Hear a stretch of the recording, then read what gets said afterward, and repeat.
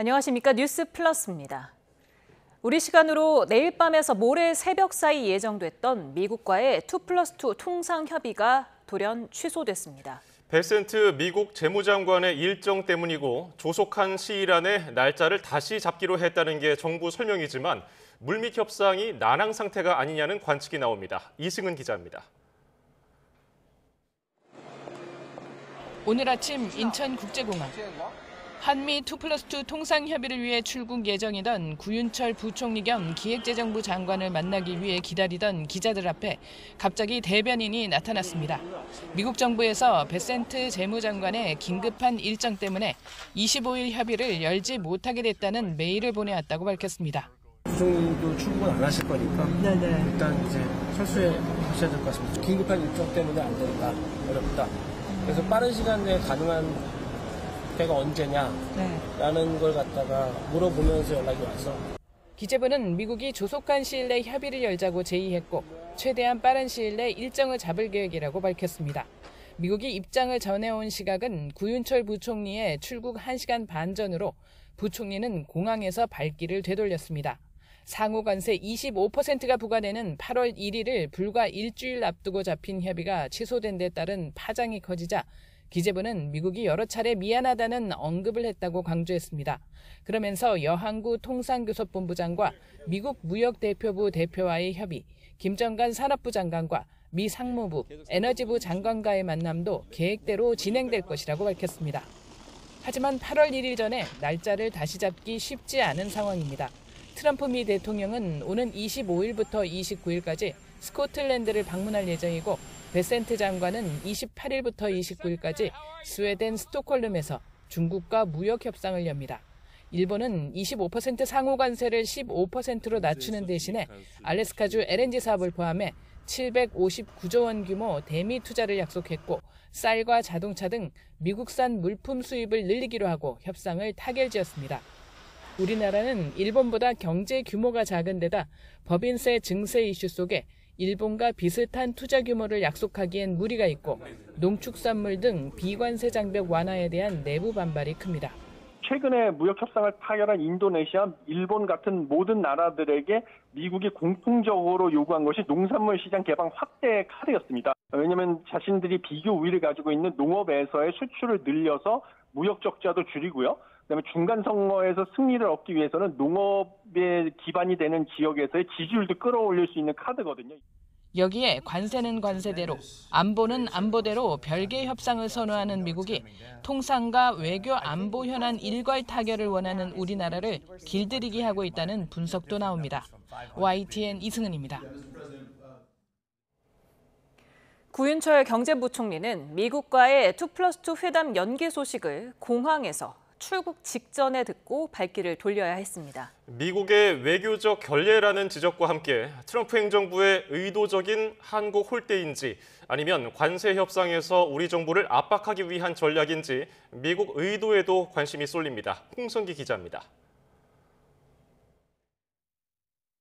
구윤철 경제부총리가 미국과의 2+2 회담 연기 통보를 받은 건 인천공항에서 출국을 불과 1시간 남짓 남겨두고입니다. 미국 측은 베센트 재무장관의 급한 일정 때문이라고 했지만 구체적인 설명도 없었습니다. 네, 이유는 굉장히 명확히 밝히지 않아요. 미 측하고는 계속 얘기를 하고 있는데. 2+2 회담의 또 다른 참석자인 여한구 통상교섭본부장은 이미 미국에 들어가 있는 상황이어서 미국의 외교적 결례라는 지적까지 나왔습니다. 미국은 취소가 아니라 이른 시일 안에 다시 추진한다는 입장이지만 날짜도 정해지지 않았습니다. 앞서 미국은 G7 정상회의를 계기로 약속했던 한미 정상회담 역시 트럼프 대통령의 일정을 이유로 현지에서 일방적으로 취소했습니다. 트럼프 미 행정부가 동맹인 한국을 홀대하는 것 아니냐는 지적도 나오지만 우리 정부는 한미 관계에 문제는 없다는 입장입니다. 한미 고위급 교류와 관련해서 형식에 구애받지 않고 조속한 교류를 위해 미 측과 소통하고 있습니다. 조현 신임 외교부 장관은 통상적으로 취임 직후 이루어지던 한미 외교장관 통화를 아직 하지 못하고 있습니다. 미국 측이 관세 협상 전략의 하나로 우리 정부를 압박하는 것 아니냐는 의심도 나오는 대목입니다. 한미 양국은 전화 통화는 생략하고 다음 주 미국에서 한미 외교장관 회담을 개최하는 방안을 추진하는 것으로 알려졌습니다. 관세 협상 시한이 임박한 상황에서 만남이 성사될지, 만난다면 한미 정상회담을 비롯한 한미 간의 현안이 조율될 수 있을지 주목됩니다. YTN 홍성기입니다. 대미 관세 협상을 지원하기 위해 나흘간 미국을 방문했던 위성락 국가안보실장이 오늘 귀국합니다. 관세 부과 시한이 다가오는 상황에서 마코 루비오 미국 국무장관 등과 협의를 하고 돌아오는데요. 대통령실 취재기자를 연결합니다. 홍민기 기자, 위성락 안보실장 언제 귀국합니까? 네, 위성락 실장은 잠시 뒤 저녁 6시쯤 인천국제공항에 도착할 예정입니다. 이어 30여 분쯤 뒤 출국장에 모여있는 취재진과도 만날 예정인데 여기서 관세 협상 성과를 설명할지 주목됩니다. 앞서 위 실장은 지난 20일 관세 협상 지원을 위해 미국을 방문했습니다. 미국이 통보한 관세 부과 시한 8월 1일을 앞두고 안보 경제 문제에 협의를 진전시키려는 차원이었는데요. 대통령실은 위 실장이 방미 중에 루비오 국무장관 겸 국가안보보좌관 등 미국 측 인사들과 협의했다고 밝혔습니다. 이 협의에는 여한구 통상교섭본부장도 동석해 세부 협의도 진행했다고 설명했는데요. 일본이 우리보다 먼저 미국과 관세 협상을 마쳤고 미국의 관세 부과 시한이 일주일 앞으로 다가온 가운데 통상협의에 진전을 보였을지 관심입니다. 네, 그런데 이번 방미에서 위성락 안보실장과 루비오 보좌관의 만남은 불발됐다고요? 네, 루비오 보좌관은 대미 협상 과정에서 위성락 안보실장의 주된 상대방인데요. 앞서 일부 언론은 미국 측의 거절로 위성락 실장과 루비오 보좌관 사이 만남이 불발됐다고 보도했습니다. 하지만 조금 전 대통령실은 브리핑을 통해 미국 측이 만남을 거절했다는 건 오보라고 밝혔는데요. 이례적으로 미국 측과의 협상 상황도 일부 설명했습니다. 위 실장은 방미 이틀째인 지난 21일 오후 협의를 위해 약속된 시간에 백악관에 방문했고 당시 부통령 국가안보보좌관, 국무장관 비서실장 등 미국 측 고위급이 있었다고 설명했습니다. 다만 면담 직전 트럼프 대통령이 루비오 보좌관을 긴급 호출하면서 동석자들과 먼저 논의를 진행했고 루비오 보좌관과 트럼프 대통령 간 회의가 길어져 참석할 수 없게 되자 후에 추가 협의를 진행하기로 했다는 겁니다. 추가 협의는 지난 22일 유선으로 진행됐는데 루비오 보좌관이 이 과정에서 면담을 고대했지만 참석하지 못했다며 3차례나 사과했다는 게 대통령실 설명입니다. 또 협의 내용을 트럼프 대통령과 관계 장관들과도 충실히 협의하고 앞으로도 어떤 방식으로든 긴밀히 소통을 이어나가자고 했다고 전했습니다. 지금까지 용산 대통령실에서 YTN 홍민기입니다. 한미 2+2 고위급 협의가 연기된 데 대해 우리 정부 당국자는 미국 측의 입장이나 인식이 반영된 건 아니라는 판단을 내놨습니다. 주요 외신들도 협의 연기 소식을 빠르게 전하며 미국 당국자들이 다양한 협상에 몰려있는 상황을 배경으로 꼽았습니다. 워싱턴 신윤정 특파원입니다. 정부 당국자는 협의 취소 통보 직후 취재진에 스콧 베센트 미 재무장관의 급한 사정 때문에 취소된 것이지 한국과의 협상과 관련한 다른 내포된 의미가 있다고 보긴 어렵다고 밝혔습니다. 근거로 방미 중인 김정관 산업부 장관과 여한구 통상교섭본부장이 하워드 러트닉 미 상무장관, 제이미슨 그리어 미국 무역대표부 대표 등과의 일정을 차질 없이 추진하고 있다는 점을 들었습니다. 외신들은 2+2 고위급 협의 연기 소식을 발빠르게 전했습니다. 로이터 통신은 아시아 4위 경제대국인 한국이 트럼프 대통령이 8월 1일부터 부과할 예정인 25%의 고율 관세에서 벗어나는 방안을 도출하기 위해 부총리가 워싱턴을 차지로 했다고 설명했습니다. 그러나 미국의 갑작스러운 연기 발표로 한국이 관세를 피하기 위한 합의에 성공할 수 있을지에 대한 의문이 다시 제기됐다고 지적했습니다.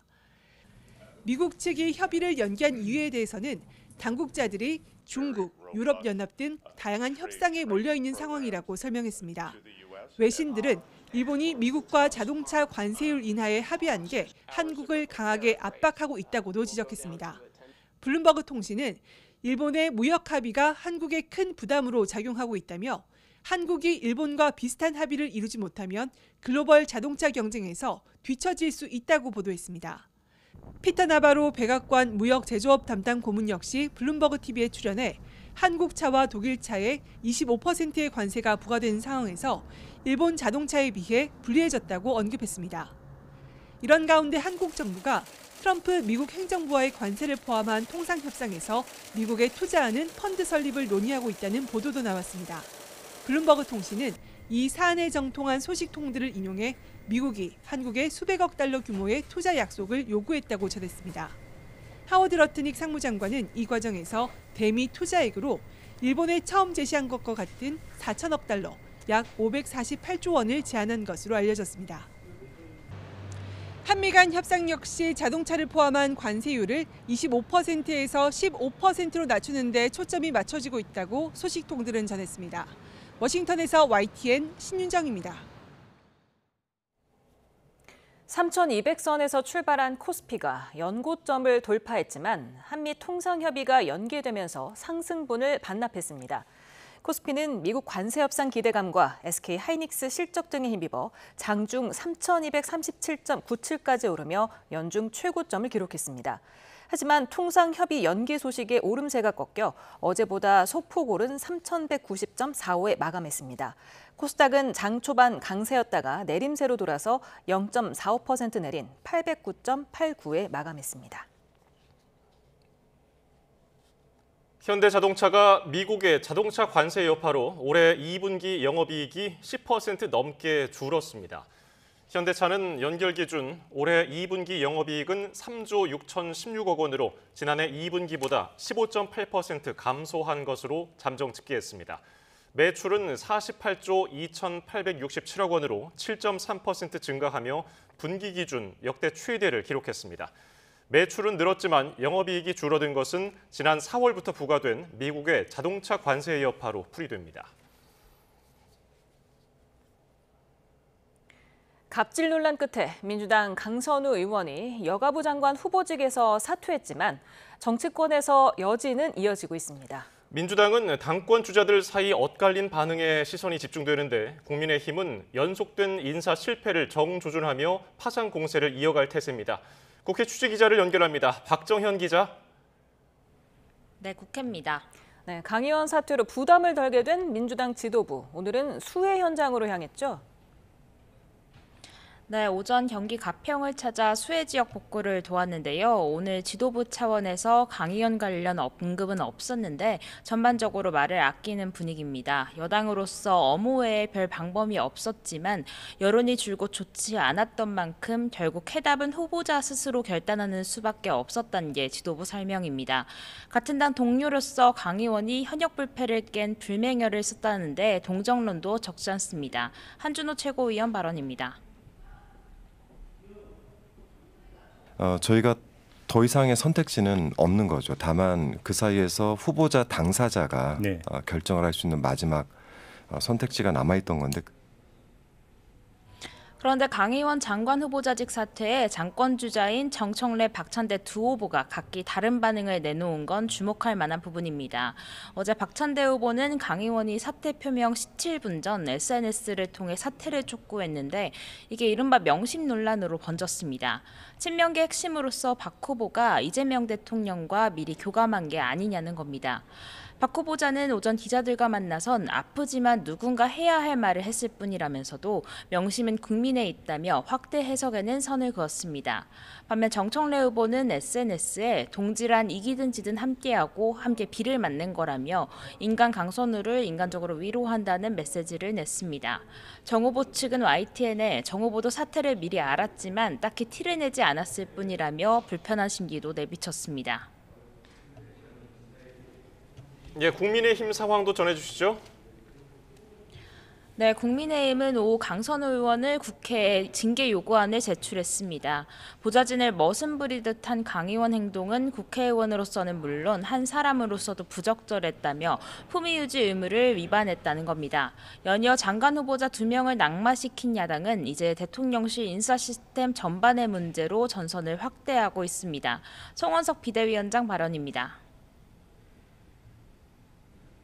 한두 번은 실수라고 해명하겠지만 3번, 4번 반복되면 실수가 아니라 실력입니다.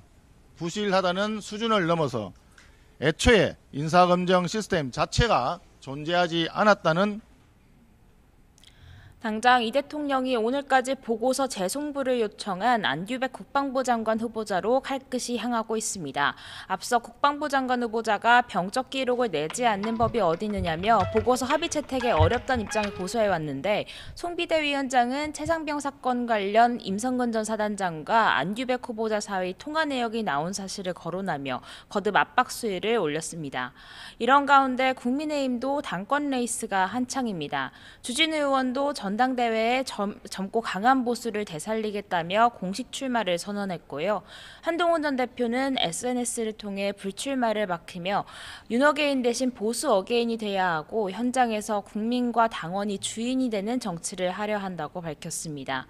안철수 의원은 오늘 오세훈 시장과 만났는데 두 사람은 인적 쇄신을 포함한 당내 개혁에 공감대를 이뤘다고 안 의원은 설명했습니다. 당권 레이스가 찬탄 반탄 대결 구도로 흐르는 모습인데 어제 의원총회에서 윤희숙 혁신안엔 별다른 결론이 나오지 않았습니다. 지도부는 당원 당규에 잘못된 과거와 단절을 새기겠다는 1호 혁신안에 대해선 어느 정도 수용 가능성을 열어놓은 거로 파악됐습니다. 지금까지 국회에서 전해드렸습니다. 대미 관세 협상을 지원하기 위해 나흘간 미국을 방문했던 위성락 국가안보실장이 지금 막 귀국했습니다. 현장으로 가보겠습니다. 제가 질의응답을 하지는 않겠고요. 간단히 몇 말씀 드리겠습니다. 원래 제가 미국에 가려고 했을 적에 조용히 비공개리에 가려고 했는데 그 사이에 보도가 나온 바 있습니다. 그렇지만 여전히 저는 가급적이면 조용히 제 방문을 마무리하고자 합니다. 그래서 질의응답은 안 하겠고요. 간단하게 한두 가지만 말씀을 드리겠습니다. 지금 한미 간의 현안 협상이 막바지에 꽤 중요한 국면에 있습니다. 그리고 경제부처 강요들이 워싱턴에 가서 분야별 해당 세부 협상을 하고 있습니다. 저는 이 국면에서 제가 한미 관계의 전반, 그러니까 무역, 통상, 안보, 동맹 전반에 걸쳐서 총론적인 협의를 하는 것이 필요하다. 그렇게 생각을 했습니다. 그래서 가기로 한 거고요. 제 방문은 경제 관료들이 하게 되는 세부 협상을 지원하는 취지가 있습니다. 저는 가서 루비오 국가안보보좌관, 그다음에 베이커 국가안보 부보좌관 겸 부통령의 안보보좌관, 그리고 러트닉 상무장관, 그리어 USTR 등을 만나서 협의를 충분히 했습니다. 앞으로 경제부처 관료들이 세부 협상을 진행할 것이기 때문에 지금 협상은 진행 중이라고 할 수 있습니다. 그래서 그 상세 결과에 대해서는 그 진행 중인 내용을 좀 종합해서 추후에 여러분들께 말씀드리는 게 적절하겠다 생각을 하고 저는 이 정도 말씀드리고 질의응답은 삼가하고 물러가겠습니다. 고맙습니다. 네. 지난 20일에 미국으로 출국했다가 조금 전에 귀국한 위성락 국가안보실장의 브리핑 내용 들으셨습니다. 한미 협상이 지금 막바지에 들어선 국면이다. 그리고 지금 협상하기 위해서 지금 경제 강요들이 미국을 방문 중이다. 이런 말을 했습니다. 예, 또 한미 관계 전반에 걸쳐서 총론적인 협의가 필요하다고 얘기를 했는데요. 지금 경제 강요들이 하는 세부 협상을 지원하는 역할이라고 위성락 국가안보실장이 밝히기도 했습니다. 네, 보다 자세한 내용은 정리되는 대로 다시 한번 전해드리도록 하겠습니다.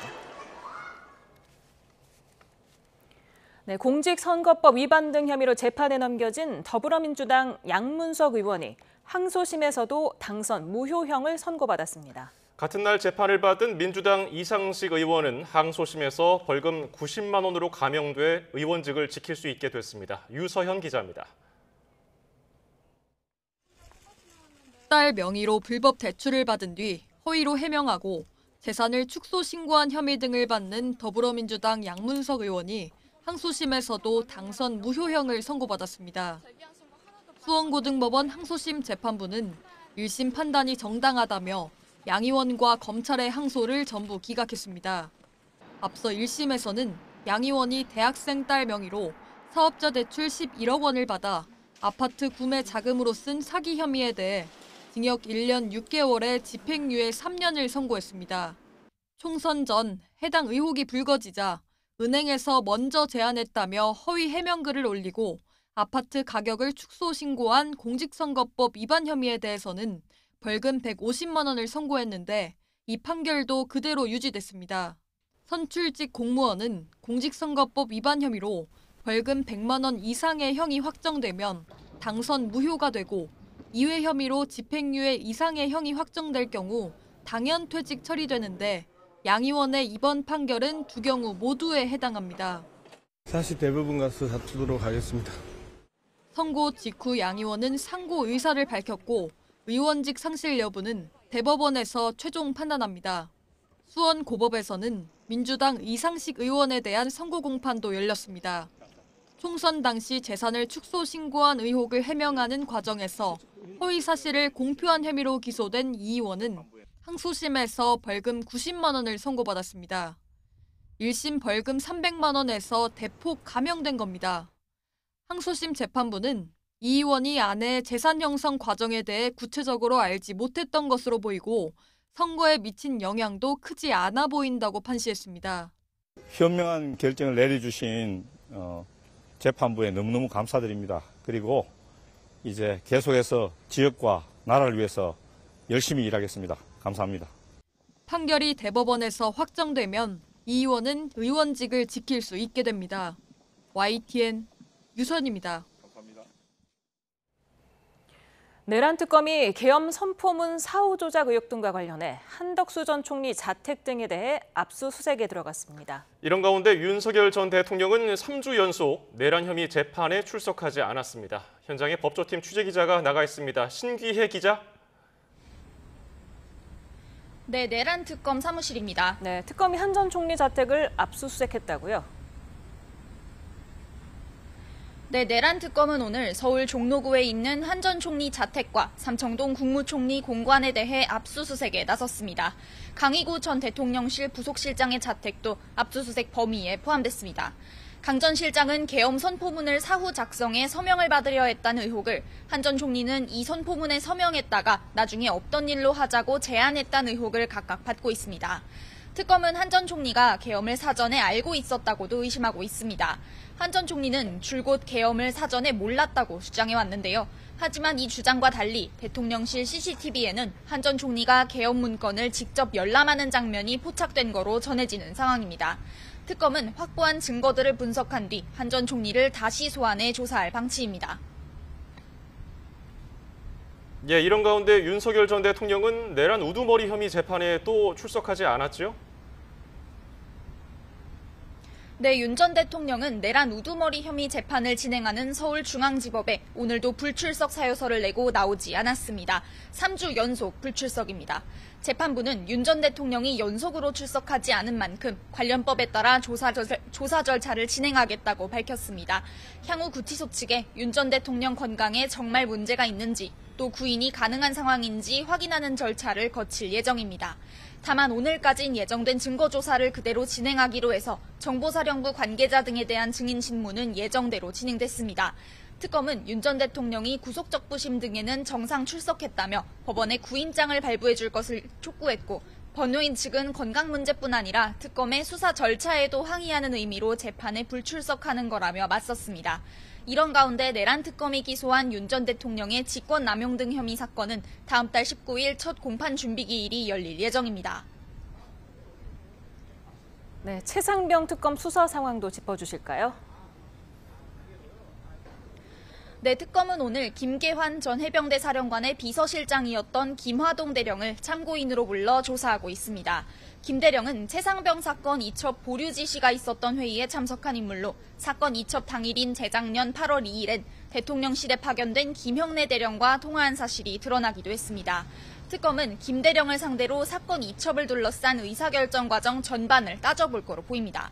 특검은 오늘 경기 과천시 수도방위사령부 압수수색에도 나섰습니다.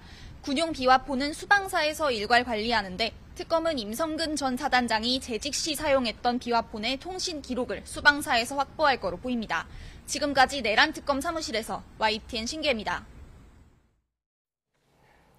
김건희 여사 특검팀이 통일교 현안 청탁 의혹과 관련해 코이카 등에 대한 압수수색에 나섰습니다. 특검은 김 여사 최측근으로 꼽히는 전 행정관들에게 내일 출석을 통보했습니다. 취재기자 연결합니다. 안동준 기자. 네, 서울 광화문에 있는 김건희 특검 사무실입니다. 네, 먼저 압수수색 내용부터 전해주실까요? 네, 특검은 오늘 오후 코이카 사업전략실과 동남아시아 부서에 대한 압수수색을 진행했습니다. 통일교회 회계 감사를 담당한 것으로 알려진 3일 회계 법인도 오늘 압수수색 대상에 포함된 것으로 파악됐습니다.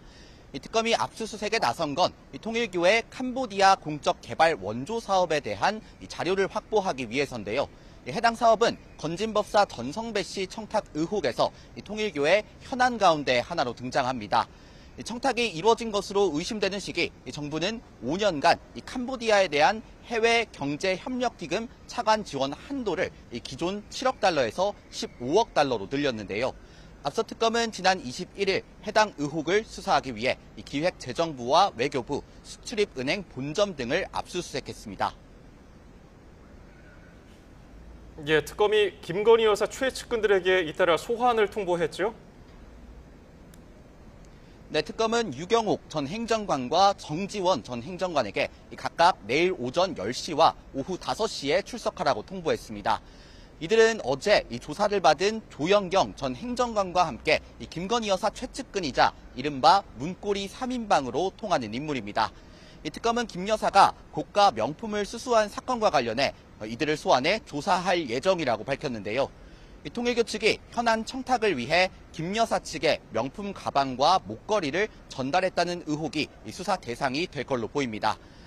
또 지난 2022년 나토 순방 당시 김 여사가 착용한 명품 목걸이가 재산 신고에 빠져 논란이 됐는데 해당 목걸이의 출처와 대가성 여부를 캐물을 것으로 보입니다. 네, 오늘 브리핑에서 나온 내용도 정리해 주시죠. 네, 특검은 다음 달 6일 출석을 통보한 김건희 여사 측이 오늘 의견서를 제출했다고 밝혔습니다. 먼저 혐의별로 나눠 각각 다른 날짜에 조사하되 각 소환 조사 사이 최소 3일에서 4일간 휴식을 보장하고 오후 6시에는 조사를 끝내달라는 내용이 담겼습니다. 이 특검은 법과 원칙에 따라 소환 조사를 진행할 것이라며 사실상 이를 거절했습니다. 이 특검은 오늘 오늘 김예성 씨가 지분을 보유한 IMS 모빌리티의 전신인 비마이카 전 대주주 이모 씨를 불러 조사했다고 밝혔는데요. 이 씨는 지난 2017년 자신이 소유한 지분을 김예성 씨에게 판매한 것으로 알려졌는데 특검은 이 씨가 이 지분을 헐값에 넘긴 것이 아닌지 의심하는 걸로 알려졌습니다. 또 특검은 어제 2차 조사를 진행한 이종호 전 블랙인베스트 대표에 대해 변호사법 위반 혐의 피의자 신분으로 다음 주 수요일 3차 소환을 진행한다고 설명했습니다. 지금까지 김건희 특검 사무실에서 YTN 안동준입니다.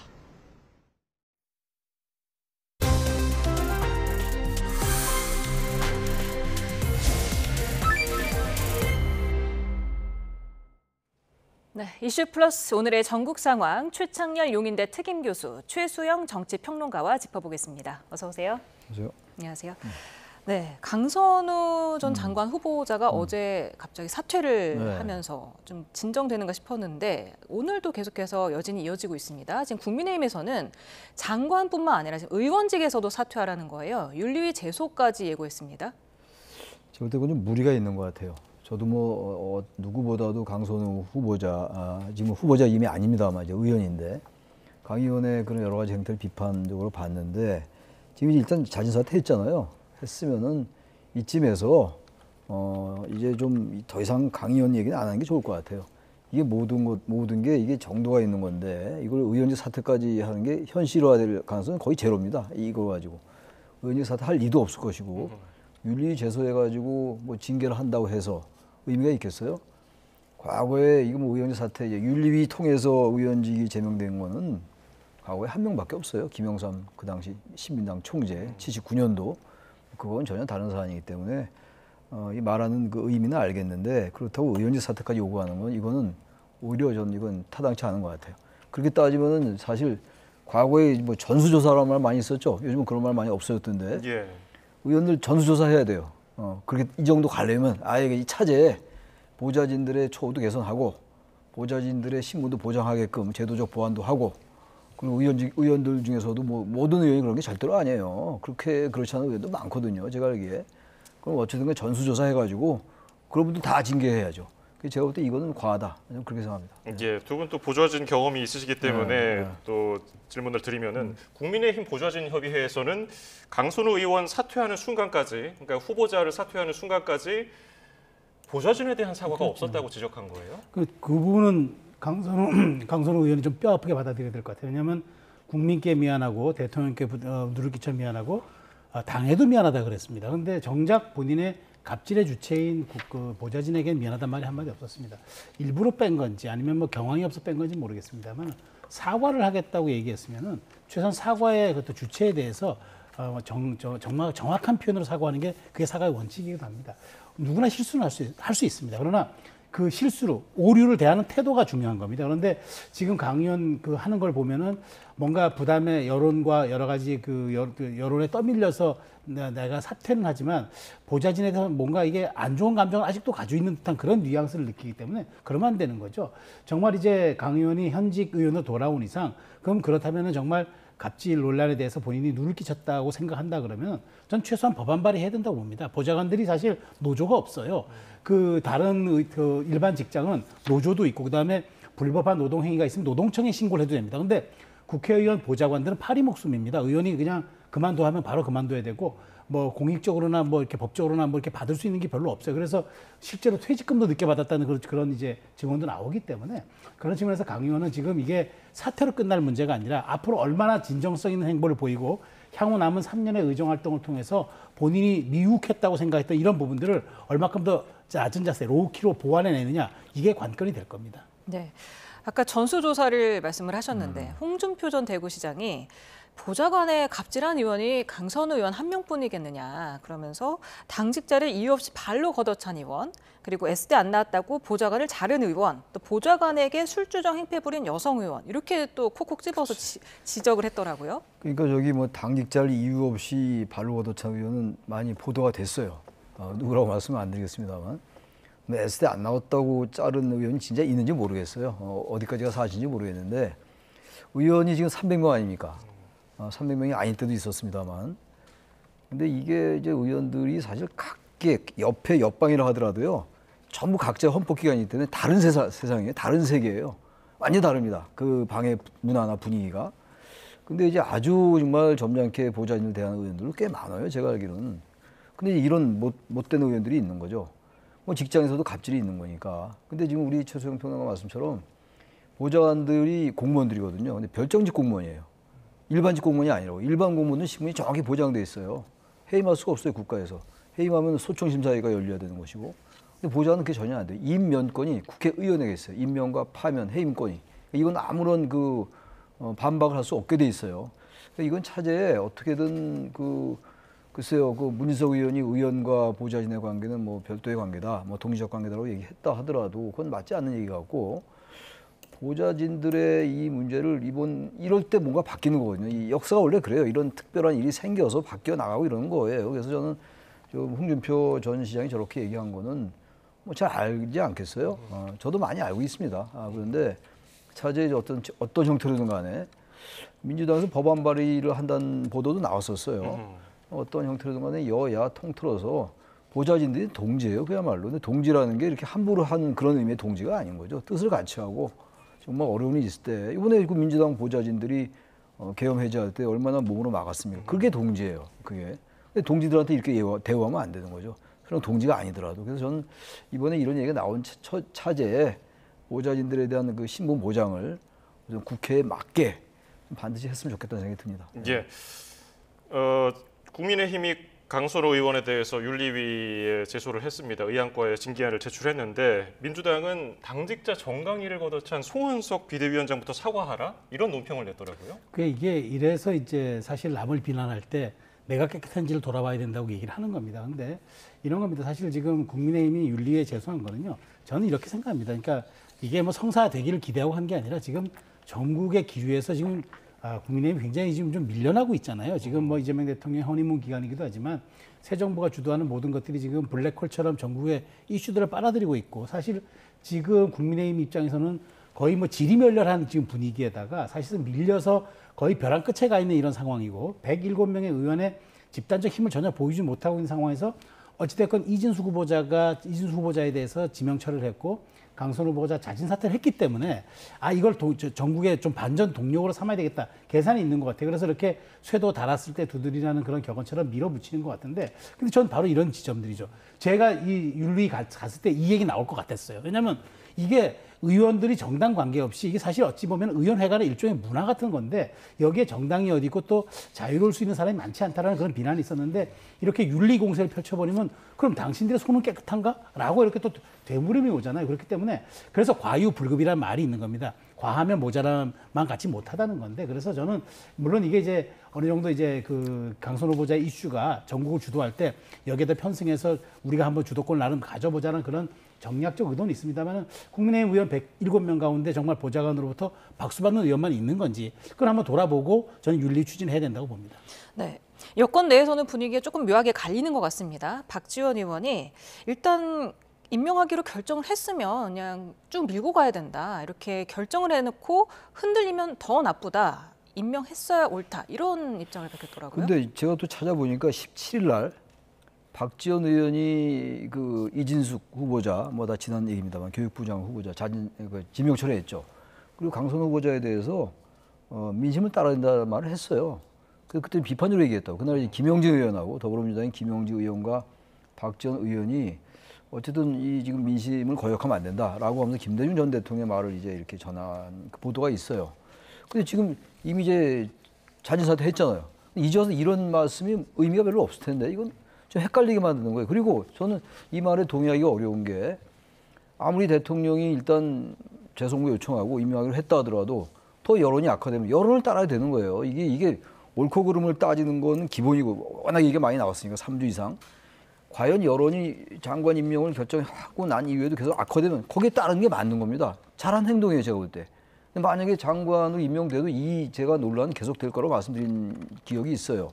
근데 이번에 이 자진 사퇴는 제가 볼 때 그나마 다행이라고 생각하는데 임기 초기에 괜히 이 문제로 발목이 잡히고 하나도 없는 거라서 역시 민주당 내에서 뭐 다른 의견이 많이 있었습니다만 그런 어떤 그 국민의 여론에 따르는 그런 기제가 작동하는구나라고 저는 아주 다행스럽게 봤고 재송부 요청한다는 보도를 봤을 때 정말 이러면 안 되는데 정말 이 여론을 거역하면 안 된다는 걱정이 컸어요. 개인적으로 정권에 대해서.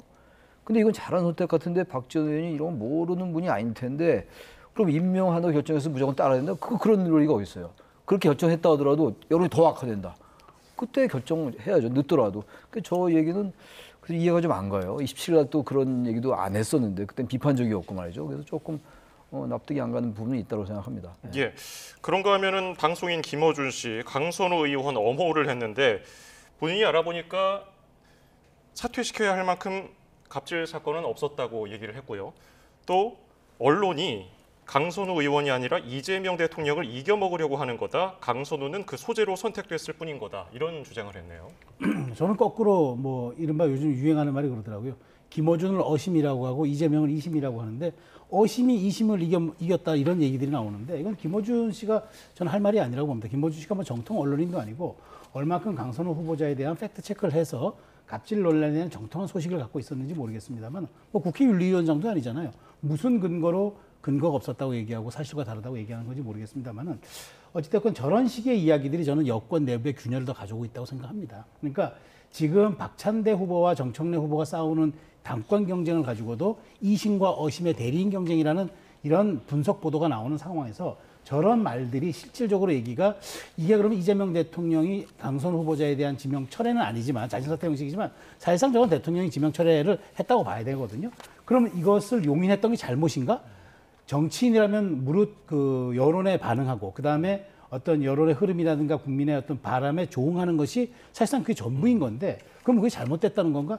많은 여론조사 지표에서도 강선 후보자는 안 된다는 얘기가 많았는데 그러면 그럼에도 불구하고 임명해야 그러면 여권 내부의 당정 일체가 실현되는 겁니까? 전 저런 말들이 궤변이라는 거예요. 그러니까 저런 말들을 괜하게 하는 바람에 마치 여권 내부에 이제부터 벌써부터 균열이 생기고 그 말하자면 이재명 대통령에 대한 리더십에 흠집이 생기고 이런 식으로 얘기를 하는 건데 사실 저거는 본인의 유튜브에는 흥행 소재가 될지 모르겠습니다만 지금 골든타임을 가고 있는 이재명 정부의 허니문에 정말 저건 도움이 안 된 얘기예요. 그래서 저는 민주당원들과 권리당원들이 상식이 있다면 김어준 씨의 이런 얘기들에 대해서는 강력히 지적을 해줘야 합니다.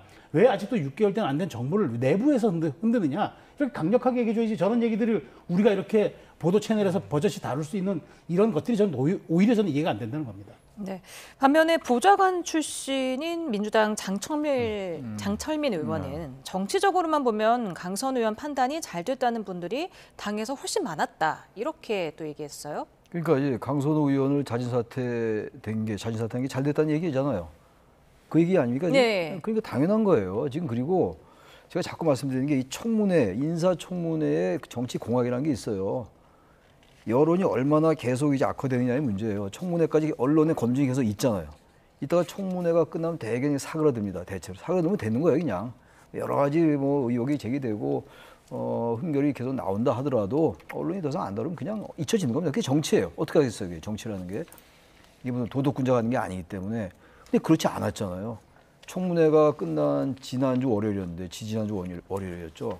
더 악화됐어요. 여론이 악화되고 더 많은 게 나왔고 그 이후에 문재인 정권 때 여가부 장관했던 정영애 전 장관의 폭로가 나오고 말이죠. 폭로라고 해야 되는지 모르겠습니다만 제가 생각했던 게 되게 이걸 잘 다루지 않으면 굉장히 국정에 부담이 되겠다고 느꼈던 게 장관이 된 다음에 문제라고 생각했던 거예요. 저는.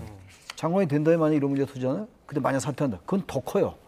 그 부담은 말도 못합니다. 리더십의 그 손상은 말이죠. 그래서 저는 아주 잘 된 거라고 보는 거예요. 그나마 그래도 이게 나름대로 임명하기 전에 결정이 된 거 아니에요. 어쨌든 간에. 재송무 요청했는데 그게 오늘까지였잖아요. 그 전에 결정을 내린 거예요. 그러니까 재송무 요청 전에 그다음에 판단할 수 있는 겁니다. 근데 그 시간이 지난 다음에 임명하는 이런 게 아니었기 때문에 저는 아무런 하자가 없어요. 이재명 대통령과 대통령실 그리고 민주당의 이성적인 판단이 작동된 거라고 좀 보는 거예요. 여론에 반응한 겁니다. 그러나 어떤 정권의 입장에서 볼 때는 임명하고 싶죠, 당연히.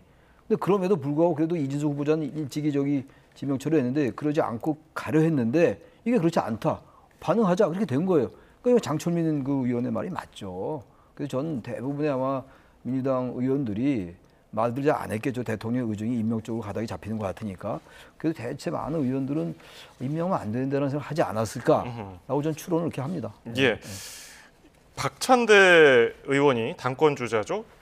박찬대 의원이 강선우 후보자 사퇴 발표 불과 17분 전에 SNS에 사퇴를 촉구하는 글을 올리면서 이게 명심, 그러니까 대통령의 마음을 읽었다 혹은 그걸 표현했다는 얘기가 나오는데 네. 정청래 의원도 알고 있었다는 거예요. 이런 명심이 전당대회에 좀 어떤 역할을 할까요? 명심을 해야 전대에서 이기니까 이렇게 하는 거죠. 권리당원 투표가 55%가 이제 승부를 가르게 되니까. 근데 오비 일학이라는 고사성어 있잖아요. 까마귀 날짜 배 떨어진다. 근데 정말 박찬대 의원의 SNS와 그 강선우 후보자의 SNS는 정말 거의 동시 패션일 정도로 그냥 이게 이루어졌는데 저는 그래서 사실 약간 의구심은 들어요. 왜냐하면 이렇게 이심전심이 될 수가 없거든요. 누군가 보이지 않는 손이 마크에서 조율해야 이게 가능한 얘기지. 어떻게 당권 후보 중에 한 사람이 정말 고심 끝에 사퇴해야 되는 게 이재명 정부의 성공이 좋을 것 같습니다. 그러니까 바로 그 말 듣듯이 반응을 하잖아요. 그렇다면 저는 이 과정에서 대통령실의 개입이 있었다고 보는 게 좀 맞다고 봅니다. 물론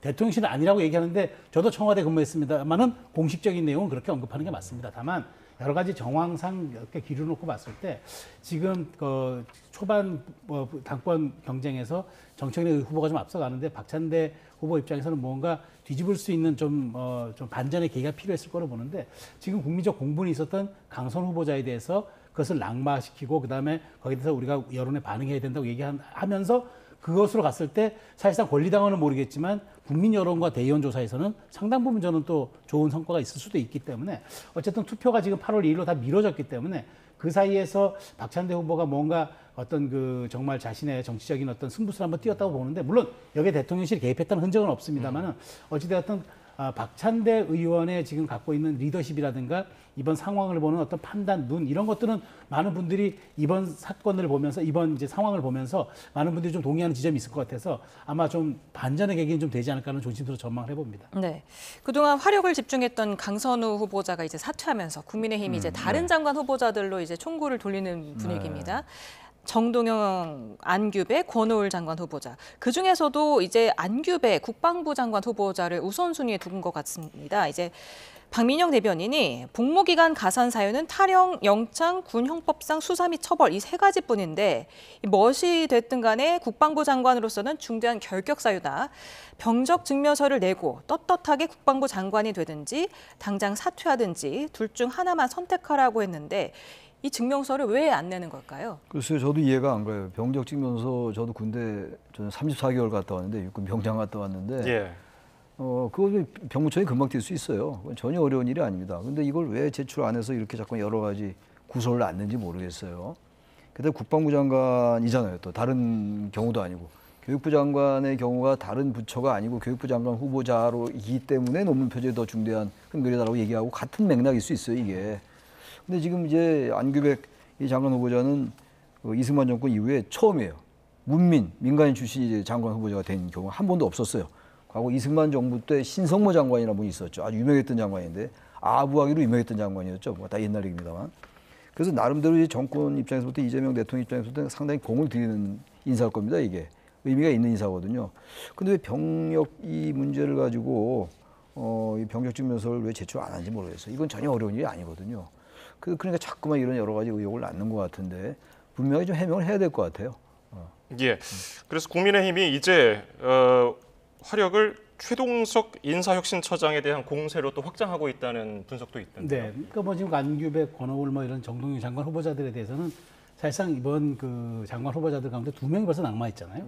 나머지 후보들까지 낙마시킨다는 건 상상할 수 없는 일이기 때문에 아마 저는 이거는 이제 이렇게 명분을 잡은 정치 공세라고 봅니다. 저도 사실상 이제 안규백 장관 후보자가 아니 뭐 자신의 병적 기록을 공개하면 이건 군령권을 가진 국방부 장관에게 이런 여러 가지 부적절한 일이 된다고 얘기를 했는데 그게 왜 부적절한 일인지 모르겠습니다만 어쨌든 제가 보기에 다른 사람에 대해 세 분 후보자에 대해서는 아마 약간 정치적 공세 혹은 이제 국민의힘의 화력 집중에 대한 그런 의미가 있지만 실질적으로 지금 하는 걸 봤을 때 최동석 인사혁신처장에 대해서는 저는 결단을 내려야 된다고 봅니다. 이게 본인이 결단을 내리든 아니면 뭐 다시 한번 그 이제 임명 철회를 하든지 간에 지금 이분이 갖고 있는 것 중에 가장 중요한 문제는 이게 이제 그 우리나라 그 정말 공무원들의 생사 여탈권은 아니지만 이를테면 감사원이 감사를 해서 징계를 회부했을 때 인사혁신처에다 넘겨요. 그 모든 공무원들에 대한 징계, 승진 뭐 이런 것들에 대한 다 하는 그 인사혁신처장이 가장 중요한 거 인사에 대한 기준이 없다는 거예요. 지금 보면은 문재인 정부의 7대 기준은 능멸했습니다. 저는 문재인 정부의 그 인사 7대 기준이 굉장히 저는 그 뭐 병역, 그다음에 부동산, 뭐 논문 다 적절했다고 봅니다. 다만 문재인 정부가 몰락했던 이유 중에 하나는 그렇게 아주 거창한 7대 원칙 세워놓고 하나도 안 지키고 오히려 자신들이 내로남불을 했다는 것 때문에 정권을 그러니까 정권을 뺏긴 거거든요. 근데 그건 정말 그래도 저는 7대 기준이라는 허들을 잘한 겁니다. 제가 보기에 제가 이 최근에 몇 정부를 봤을 때 가장 그나마 누가 봐도 합당한 그런 기준을 세웠는데 이 최동석 인사청장은 지금 본인이 뭐 갖고 있는 기준도 원칙도 없어요. 심지어 검증했냐고 물어보니까 우리 집에 TV도 없어가지고 신문도 안 보고 보지도 못했다는 얘기를 하는 이런 분을 갖다가 그 공무원들의 사령탑을 맡겨놓는다고요? 이거는 누가 이해하겠습니까? 그리고 심지어 이 분에 대해서 지금 뭐 여러 가지 논란들이 나오는 가운데 뭐 집안 내부에서조차 뭐 여러 가지 좀 부적절 논란이 나오는 이런 상황 속에서 저는 저분에 대해서 어떤 검증 과정을 거쳐서 왔는지 좀 공개해야 될 필요가 있다. 누가 추천을 했고 왜 이분을 인사혁신처장에 갖다 놓고 이재명 정부는 이분을 통해서 우리는 인사에서 뭘 실현하고자 했다. 인사가 만사라고 그러잖아요. 과거 조선시대에도 이런 인사혁신처장의 역할을 했던 이조 전랑 자리를 두고 개파간에 얼마나 치열했던지 당파 싸움이 하루 이틀이 아니었단 말이죠. 이렇게 중요한 자리를 이렇게 말하자면 아무 원칙도 기준도 없이 한다? 이 부분은 아마 이재명 정부가 물론 청문회를 거치지 않는 공직자지만 상당 부분 부담이 될 수 있을 것이기 때문에 좀 고민할 여지는 좀 있다고 봅니다. 네, 지금 말씀하신 대로 최동석 처장의 외조카인 김용민 평화나무 이사장이 이재명 정부에서 인사 책임자로서 역할을 맡을 만한 소양과 자질이 있다고 생각하지 않는다. 출신은 이 정부의 메가톤급 리스크다. 이렇게 삼촌에 대해서 비판을 했던데 최동석 처장의 낙마 가능성 어떻게 보십니까? 글쎄요. 제가 생각해도 이게 제가 또 말씀드리는 게 여론이 상당히 안 좋아요, 지금 보니까. 이게 여러 인사, 뭐 장관 인사도 그렇고, 지금 차관급 인사도 마찬가지예요. 임명직도 그렇고, 청문회 거쳐야 되는 직도 마찬가지인데, 언론이 계속 문제를 제기하다가, 이 어느 정도 가다가 이렇게 지금 사그라들면 돼요. 그럼 그냥 가는 겁니다, 그냥. 근데 이게 인사혁신처장 얘기는 조금씩 더 증폭되는 측면이 좀 있어요. 이게 지금 강선우 후보자에 좀 가려 있었던 건데, 여러 가지 인사들이. 근데 최 처장은 이미 임명이 된 거잖아요. 이 청문회 거치는 게 아니기 때문에 임명이 됐는데, 인사 문제라는 게 인사 여러 가지 기준을 세우는 거잖아요. 인사혁신처럼. 인사를 혁신하는 거예요, 그야말로. 인사가 가장 중요한 거니까 제도적으로 보완하고 혁신해 나가고 개혁해 나가는 자리인데, 지금 나오는 여러 얘기들이 이렇게 적절치는 않아 보이긴 해요. 근데 과연 이걸 지금 벌써 몇 명이 낙마했잖아요. 오광수 민정수석도 그렇고, 지금 장관 후보자 2명에다가. 지금 이런 상황이기 때문에 강준욱 전 비서관도 지금 낙마했어요. 또 지금 이런 상황이니까 대통령실 입장에서 볼 때는 지금 인사혁신처장까지 낙마시키기에는 상당한 부담이 있을 거예요. 이런 향을 좀 보겠죠. 보다가 그냥 그냥 수그러들거나 다른 이슈에 묻히면 그냥 갈 겁니다, 아마. 근데 그렇지 않고 계속 문제가 제기된다면, 그리고 김영민 저 방송인은 굳이 저렇게 왜 얘기했는지 모르겠어요. 내부적으로 집안에 무슨 일이 있는지 모르겠는데, 아무튼 저것도 썩 좋은 소식은 아니죠. 그렇다면 언론의 반응을 좀 봐야 될 것 같아요. 근데 제가 봐도 TV가 없어서 보지 않았다. 한창 이슈가 되고 있는데, 그건 대단히 적절치 못한 발언이었다고 생각합니다. 예. 여러 가지 일련의 논란들 이후에도 MBS 여론조사를 보면은 이재명 대통령 국정 지지도 잘하고 있다 64% 나왔습니다. 2주 전보다 1%포인트가 떨어졌지만은 이게 의미가 있는 수치로는 안 보이는데요. 어떻게 해석하십니까? 그러니까 그만큼 아직까지는 국민들이 이제 이재명 정부가 주장하는 바처럼 인수위 없이 출범한 정부에 대해서 우리가 조금 아직은 기회를 더 줘야 하지 않겠느냐. 이진숙 논란, 그다음에 강선우 논란에도 불구하고 이렇게 이제 지지율이 거의 조정 정도만 된 것은 그런 걸로 봐야 되는데, 근데 중요한 거는 이 지지율도 축적의 과정을 거칩니다. 지금 이제 노무현 전 대통령의 말을 빌리면은 깊이 묻어둔 다이너마이트가 폭발력이 크다는 말처럼 국민들이 하나하나 일종의 케이스 바이 케이스로 반응하지 않는데, 이제 만일 이번에 강선우 전 후보자를 임명했다든가 이런 식으로 갔다 그러면 저는 제가 보기에 한두 달 사이에 지지율이 크게 조정이 될 수가 있는데, 어쨌든 반응성의 측면에서 국민 여론에 그렇게 배치되지 않은 결정들을 내리고 있기 때문에 저는 이 조종기를 거치면서 다시 반등할지 아니면 하락을 거칠지는 좀 봐야 되겠습니다만은, 이제 국내 정치보다는 저는 오히려 이제 그 트럼프 미국 대통령의 관세 문제 이런 대외적인 것, 외부적인 것들이 오히려 이재명 정부의 지지율에도 연동할 수 있는 가능성이 커졌다고 보여지고요. 어쨌든 국내 정치는 이번 청문 전국을 끝으로 어느 정도 마무리가 되는 과정 같은데, 어쨌든 이번에 이재명 대통령이 강선우 전 장관의 지명을 철회한 건 아니지만 어쨌든 그렇게 낙마가 됨으로써 반응성의 측면에서는 제가 보기에 지지율의 관리에 큰 도움이 됐을 거라는 생각이 들고요. 국내 정치는 이제 아마 이쯤에서 아마 조정이 좀 될 것 같고, 나머지는 외부 변수가 아마 이재명 정부의 지지율에 큰 영향을 끼칠 거로 생각이 됩니다. 네, 같은 MBS 여론조사에서 정당 지지도도 한번 살펴보도록 하겠습니다. 민주당이 지금 43%로 직전 조사보다 2%포인트가 하락을 했고요. 국민의힘은 17%로 2%포인트를 하락하면서 최저치를 경신했습니다. 대구, 경북을 제외한 모든 지역에서 민주당보다 지지도가 낮았는데, 이 당내부의 극심한 분열 때문일까요? 국민의힘은 지금 아마 더 떨어질 수 있을 것 같아요. 지지율이라는 게 떨어지면 한 자릿수까지 가는 거기 때문에, 지금 이제 전당대회가 이제 8월 22일로 돼 있고, 전당대회 상황도 그렇고 지금 그 국민의힘의 내부 상황이 정말로 윤어게인으로 가는 것 같아요. 윤어게인, 그리고 수구, 퇴행, 그런 말로밖에 표현이 안 돼요. 그리고 10만 양병설, 그거 참 이율고 선생이 지하에서 통곡할 말씀인데, 그런 얘기하면서 10만 입당시켜가지고 당을 완전히 극단적인 세력에 장악하려는 그런 의지도 보이고 있고, 그 전환기 씨 입당하고 말이죠. 이런 걸로 볼 때, 게다가 지금 장동혁 의원도 지금 출마 선언했는데 당대표로. 근데 그분 말씀도 뭔가 탄핵에 반대한 게 잘했다라는 그런 취지로 들려요. 그리고 이게 계엄의 이유가 이게 민주당에 있다, 이런 얘기를 하는 것 같은데, 정확하게 제가 그 취지는 모르겠습니다. 그런 취지로 들려요. 그렇다면 이건 맞지 않죠. 지금 정권이 바뀌었고, 그러니까 저게 지지율이 떨어지는 거예요. 정말 국민의힘은 보수 정당으로서 과연 얘기를 할 수 있을지, 그게 그대로 반영이 되는 겁니다. 그래서 만약에 이런 태도가 바뀌지 않는다면 더 떨어질 수 있죠. 2%가 별거 아니겠습니다만, 다음 주, 다다음 주 더 떨어지면 그때 어떻게 할 겁니까? 전당대회는 아직도 8월 20일까지 계속 갈 텐데, 전 국민의힘이 내부에서 뭐 새로운 목소리가 좀 나와야 될 거라고 봅니다. 지금 원외 당협위원장이라든지 그리고 수도권의 초재선 의원도 있잖아요. 이분들이 목소리를 너무 안 내는 것 같아요. 너무 이 지금 극단적인 세력의 말이 과다 대표되는 게 아닌가 그런 생각이 듭니다. 예, 지금 저 정당 지지도 그래프를 보면은 맨 오른쪽에 있는 회색 지지 정당 없음이 28%예요. 두 번째 있는 국민의힘보다 크단 말이죠. 이게 대선 직후인 6월 2주차와 비교하면 10%포인트나 높아진 겁니다. 어떻게 이런 현상이 나타났을까요? 그러니까 이제 국민의힘 지지층에서 빠진 게 민주당으로는 조금 일부만 갖고 나머지는 전부 지금 저수지같이 저 회색의 무당층에 이제 모여 있는 거죠. 그러니까 저는 이제 저게 정답이라고 봐요. 그러니까 28을 어떻게 하느냐에 따라서 국민의힘이 오롯이 가져올 수도 있고 아니면 말 그대로 저 계속 무당층에 묶어두다가 저분들이 마지막 선거 때 캐스팅 보트를 주면 어디로 가겠습니까? 그건 이제 국민의힘의 입장에서는 재앙이 되는 거죠. 정말 군소정당으로 전락하는 겁니다. 그러니까 지금 빠르게 봐야 될 것이 이겁니다. 뭐 혁신위가 이제 사실상 이제 끝났습니다.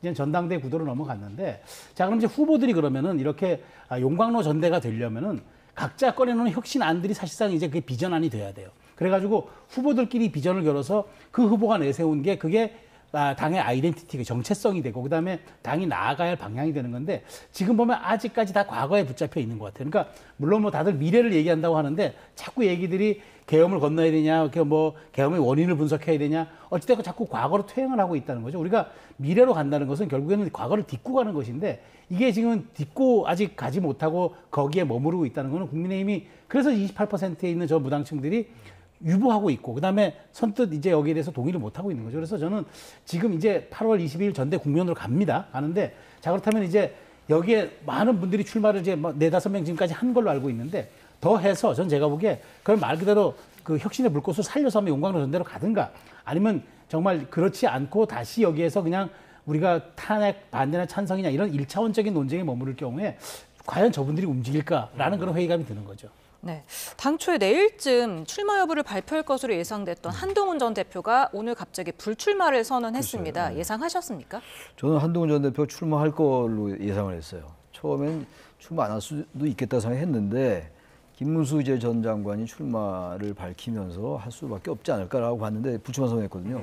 그러니까 전당대회에서 설령 승리한다 하더라도 이 지금 내부 분위기로 볼 때 과도하게 지금 이제 극단 세력에 휘둘리는 것 같은 이런 분위기. 그래서 이게 실익이 없다고 판단한 것 같아요.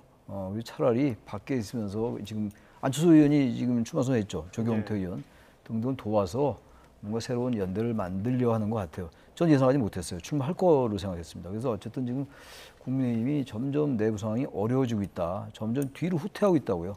퇴행하고 있다. 이제 그 부분에 대한 문제의식이 이렇게 드러난 게 아닌가라고 보여집니다. 네. 안철수 의원은 한 전 대표가 불출마한다니까 아쉽다고 했거든요. 어떤 의미로 보세요? 흥행이 안 된다는 의미일 거예요. 근데 저는 사실 지난번에도 사실 저는 한동훈 전 대표가 출마하지 않을 거로 저는 분석을 했습니다.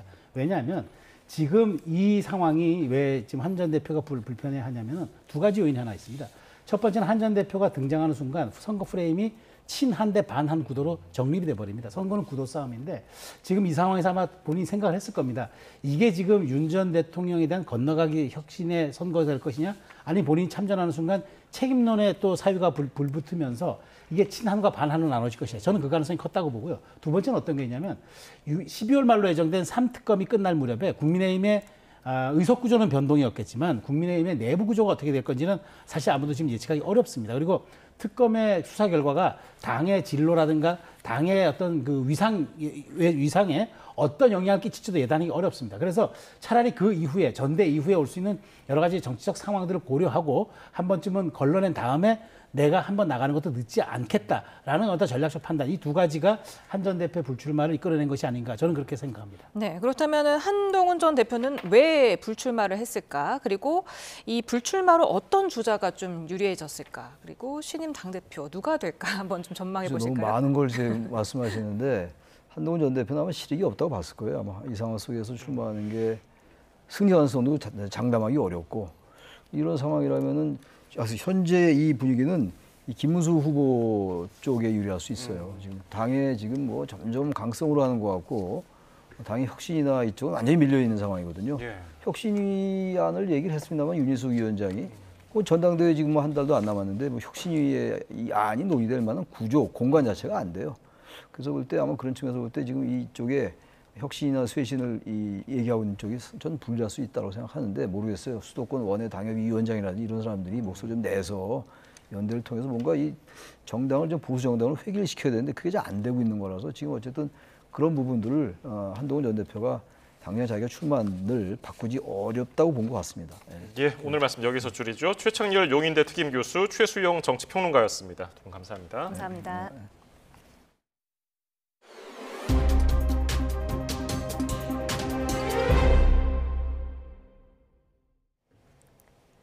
집중호우 피해로 수색 작업이 진행 중인 경기도 가평에서 실종자로 추정되는 시신이 또 발견됐습니다. 부모와 함께 캠핑을 갔다가 실종 신고가 접수된 10대로 추정됩니다. 윤태인 기자입니다.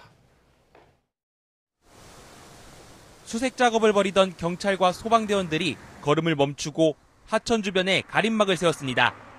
오전 9시 반쯤 경기 가평군 덕평리에서 실종자로 보이는 시신이 발견됐습니다.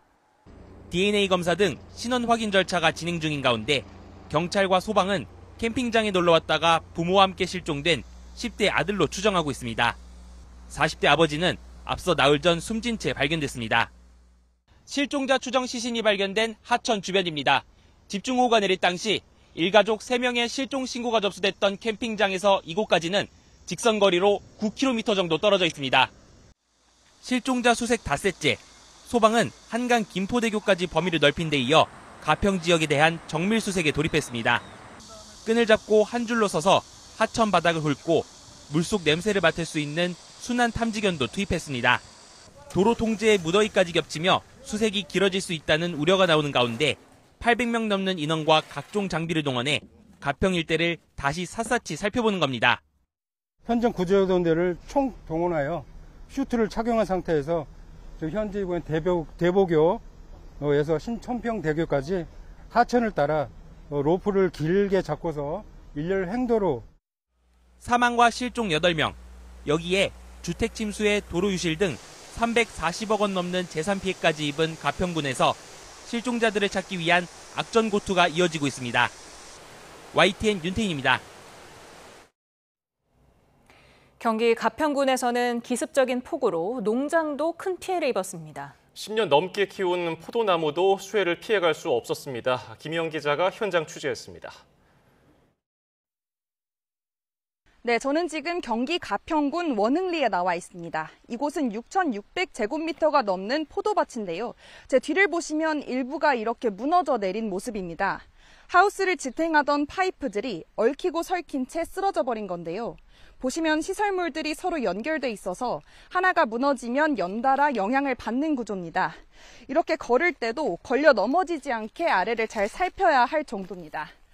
바닥에는 정성 들여 키운 포도가 이렇게 나뒹굴고 있습니다. 지난달 열매를 맺어서 다음 달이면 수확할 수 있었는데 모두 못 쓰게 되어버렸습니다. 농장 주인이 10년 정도 애지중지 키운 포도나무도 100그루 넘게 망가졌는데요. 저쪽을 보시면 큰 나무 하나가 뿌리채 뽑힌 채 바닥에 누워있는 모습도 보입니다. 농장 주인은 밭 사이에 있는 도랑으로 물이 흘러넘치면서 위쪽 나무들이 뽑힌 것 같다고 설명했습니다. 실제로 주변을 보시면 쓸려 내려온 토사 등 잔해도 가득한데요. 농장 주인은 인근에 있는 다른 포도밭도 시냇물이 둑 밖으로 넘치면서 일부 물에 잠겼다고 한숨을 쉬었습니다. 그러면서 25년 넘게 이곳에서 포도를 키웠는데 이런 수해는 처음이라면서 앞으로 복구는 어떻게 해야 할지 막막하다고 심정을 전했습니다. 지금까지 경기 가평군 원흥리에서 YTN 김희영입니다. 지난 16일부터 이어진 집중호우로 침수 피해를 입은 농작물 면적이 3만 헥타르를 넘는 것으로 나타났습니다. 농림부는 어제 기준 축구장 4만 2천여 개 면적에 해당하는 3만 475헥타르가 침수된 것으로 집계됐다고 밝혔습니다. 충남이 16,395헥타르로 가장 넓었고 전남 9,498헥타르, 경남은 3,904헥타르로 집계됐습니다. 열기가 점점 쌓이고 있습니다. 한낮에 뜨거운 열기가 밤에도 식지 못하고 하루하루 더위가 더 심해지고 있는데요. 대부분 지역으로 폭염 경보가 확대된 가운데 오늘 밤 사이에도 25도 이상을 유지하면서 열대야가 나타나는 곳이 많겠고, 내일 낮에는 서울 37도, 대전 37도, 광주 36도, 대구 35도까지 오르며 더위가 더욱 강해지겠습니다. 또 맑은 날씨 속에 계속해서 자외선과 오존이 말썽을 부리겠고, 해안에서는 바닷물의 높이가 높아지는 기간에 접어드는 가운데 특히 제주 해안과 남해안에는 너울성 파도도 높게 일겠습니다. 이번 주말 대체로 맑겠지만 심한 더위가 절정에 이를 전망입니다. 날씨 정보였습니다.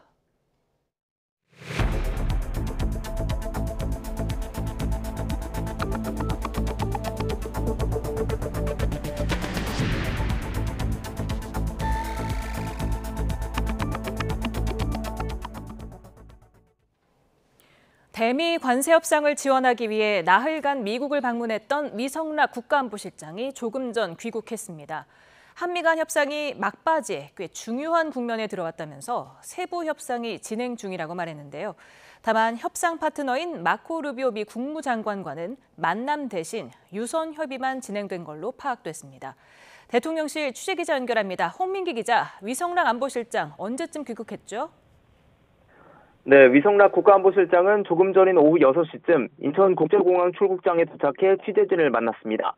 조용히 비공개로 귀국하려 했지만 간단히 한두 가지만 말하겠다며 입을 열었는데요. 한미 간 현안 협상이 막바지에 꽤 중요한 국면에 있다며 경제부처 강요들이 워싱턴에서 세부 협상을 하고 있다고 설명했습니다. 직접 들어보시겠습니다. 제가 한미 관계의 전반, 그러니까 무역, 통상, 안보, 동맹 전반에 걸쳐서 총론적인 협의를 하는 것이 필요하다. 그렇게 생각을 했습니다. 그래서 가기로 한 거고요. 네, 다만 상세한 결과는 나중에 설명하겠다며 취재진과 질의응답도 진행하지 않았습니다. 협상이 진행 중인 만큼 협상 상황에 대해 최대한 언급을 자제하겠다는 의미로 해석되는데요. 앞서 위 실장은 지난 20일 관세 협상 지원을 위해 미국을 방문했습니다. 대통령실은 위 실장이 방미 중에 루비오 국무장관 겸 국가안보보좌관 등 미국 측 인사들과 협의했다고 밝혔습니다. 이 협의에는 여한구 통상교섭 본부장도 동석해 세부 협의가 진행됐다고 설명했는데요. 일본이 우리보다 먼저 미국과 관세 협상을 마친 가운데 미국의 관세 부과 시한이 일주일 앞으로 다가오고 있어 통상협의에 진전을 보였을지가 관심입니다. 네, 그런데 이번 방미에서 위성락 안보실장 그리고 마코 루비오 보좌관과의 만남 불발됐다고요?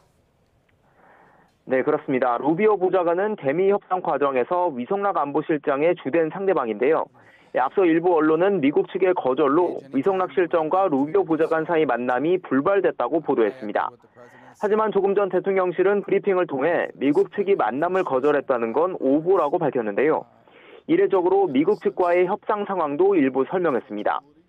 위 실장은 방미 이틀째인 지난 21일 오후 협의를 위해 약속된 시간에 백악관에 방문했고, 당시 부통령 국가안보보좌관, 국무장관 비서실장 등 미국 측 고위급이 있었다고 설명했습니다. 다만 면담 직전 트럼프 대통령이 루비오 보좌관을 긴급 호출하면서 동석자들과 먼저 논의를 진행했고, 루비오 보좌관과 트럼프 대통령 간 회의가 길어져 참석할 수 없게 되자 후에 추가 협의를 진행하기로 했다는 겁니다. 추가 협의는 지난 22일 유선으로 진행되는데 루비오 보좌관이 이 과정에서 면담을 고대했지만 참석하지 못했다며 3차례나 사과했다는 게 대통령실 설명입니다. 또 협의 내용을 트럼프 대통령과 관계 장관들과도 충실히 협의하고 앞으로도 어떤 방식으로든 긴밀히 소통을 이어나가자고 했다고 전했습니다. 지금까지 용산 대통령실에서 YTN 홍민기입니다. 3,200선에서 출발한 코스피가 연고점을 돌파했지만 한미 통상협의가 연기되면서 상승분을 반납했습니다. 코스피는 미국 관세 협상 기대감과 SK 하이닉스 실적 등에 힘입어 장중 3,237.97까지 오르며 연중 최고점을 기록했습니다. 하지만 통상협의 연기 소식 직후에 오름세가 꺾여서 어제보다 소폭 오른 3,190.45에 마감했습니다. 미국은 일본에 이어 유럽연합과도 15% 관세를 부과하는 합의에 근접했다는 보도가 나왔습니다. 트럼프 미 대통령은 시장을 개방하는 나라에는 관세를 낮춰주고 그렇지 않으면 더 높은 관세를 물리겠다고 경고했습니다. 김잔디 기자의 보도입니다. 미국과 유럽연합이 EU산 수입품에 15% 관세를 부과하는 합의에 근접했다고 외신들이 보도했습니다. 월스트리트저널은 EU산 대부분 품목에 대해 미국이 15%의 관세율을 적용하는 무역 합의안을 놓고 협상이 마무리 단계라고 전했습니다. 파이낸셜 타임스도 트럼프 대통령이 EU에 당장 다음 달부터 30% 관세 부과를 압박했지만 양측은 15% 수준에서 의견을 모으고 있다고 설명했습니다. 트럼프 대통령도 유럽연합과 진지한 협상을 진행 중이라며 시장 개방의 중요성을 재차 강조했습니다. We've offered such a deal to the European Union where we're in serious negotiations, and if they agree to open up the union to American businesses, then we will let them pay a lower tariff. 양측은 항공기와 술, 의료기기 등 일부 품목에 대한 관세 면제에도 근접한 것으로 전해졌습니다. 관세율 15%에서 합의가 이루어지면 전날 미국과 일본이 발표한 무역 합의와 비슷한 수준이 됩니다.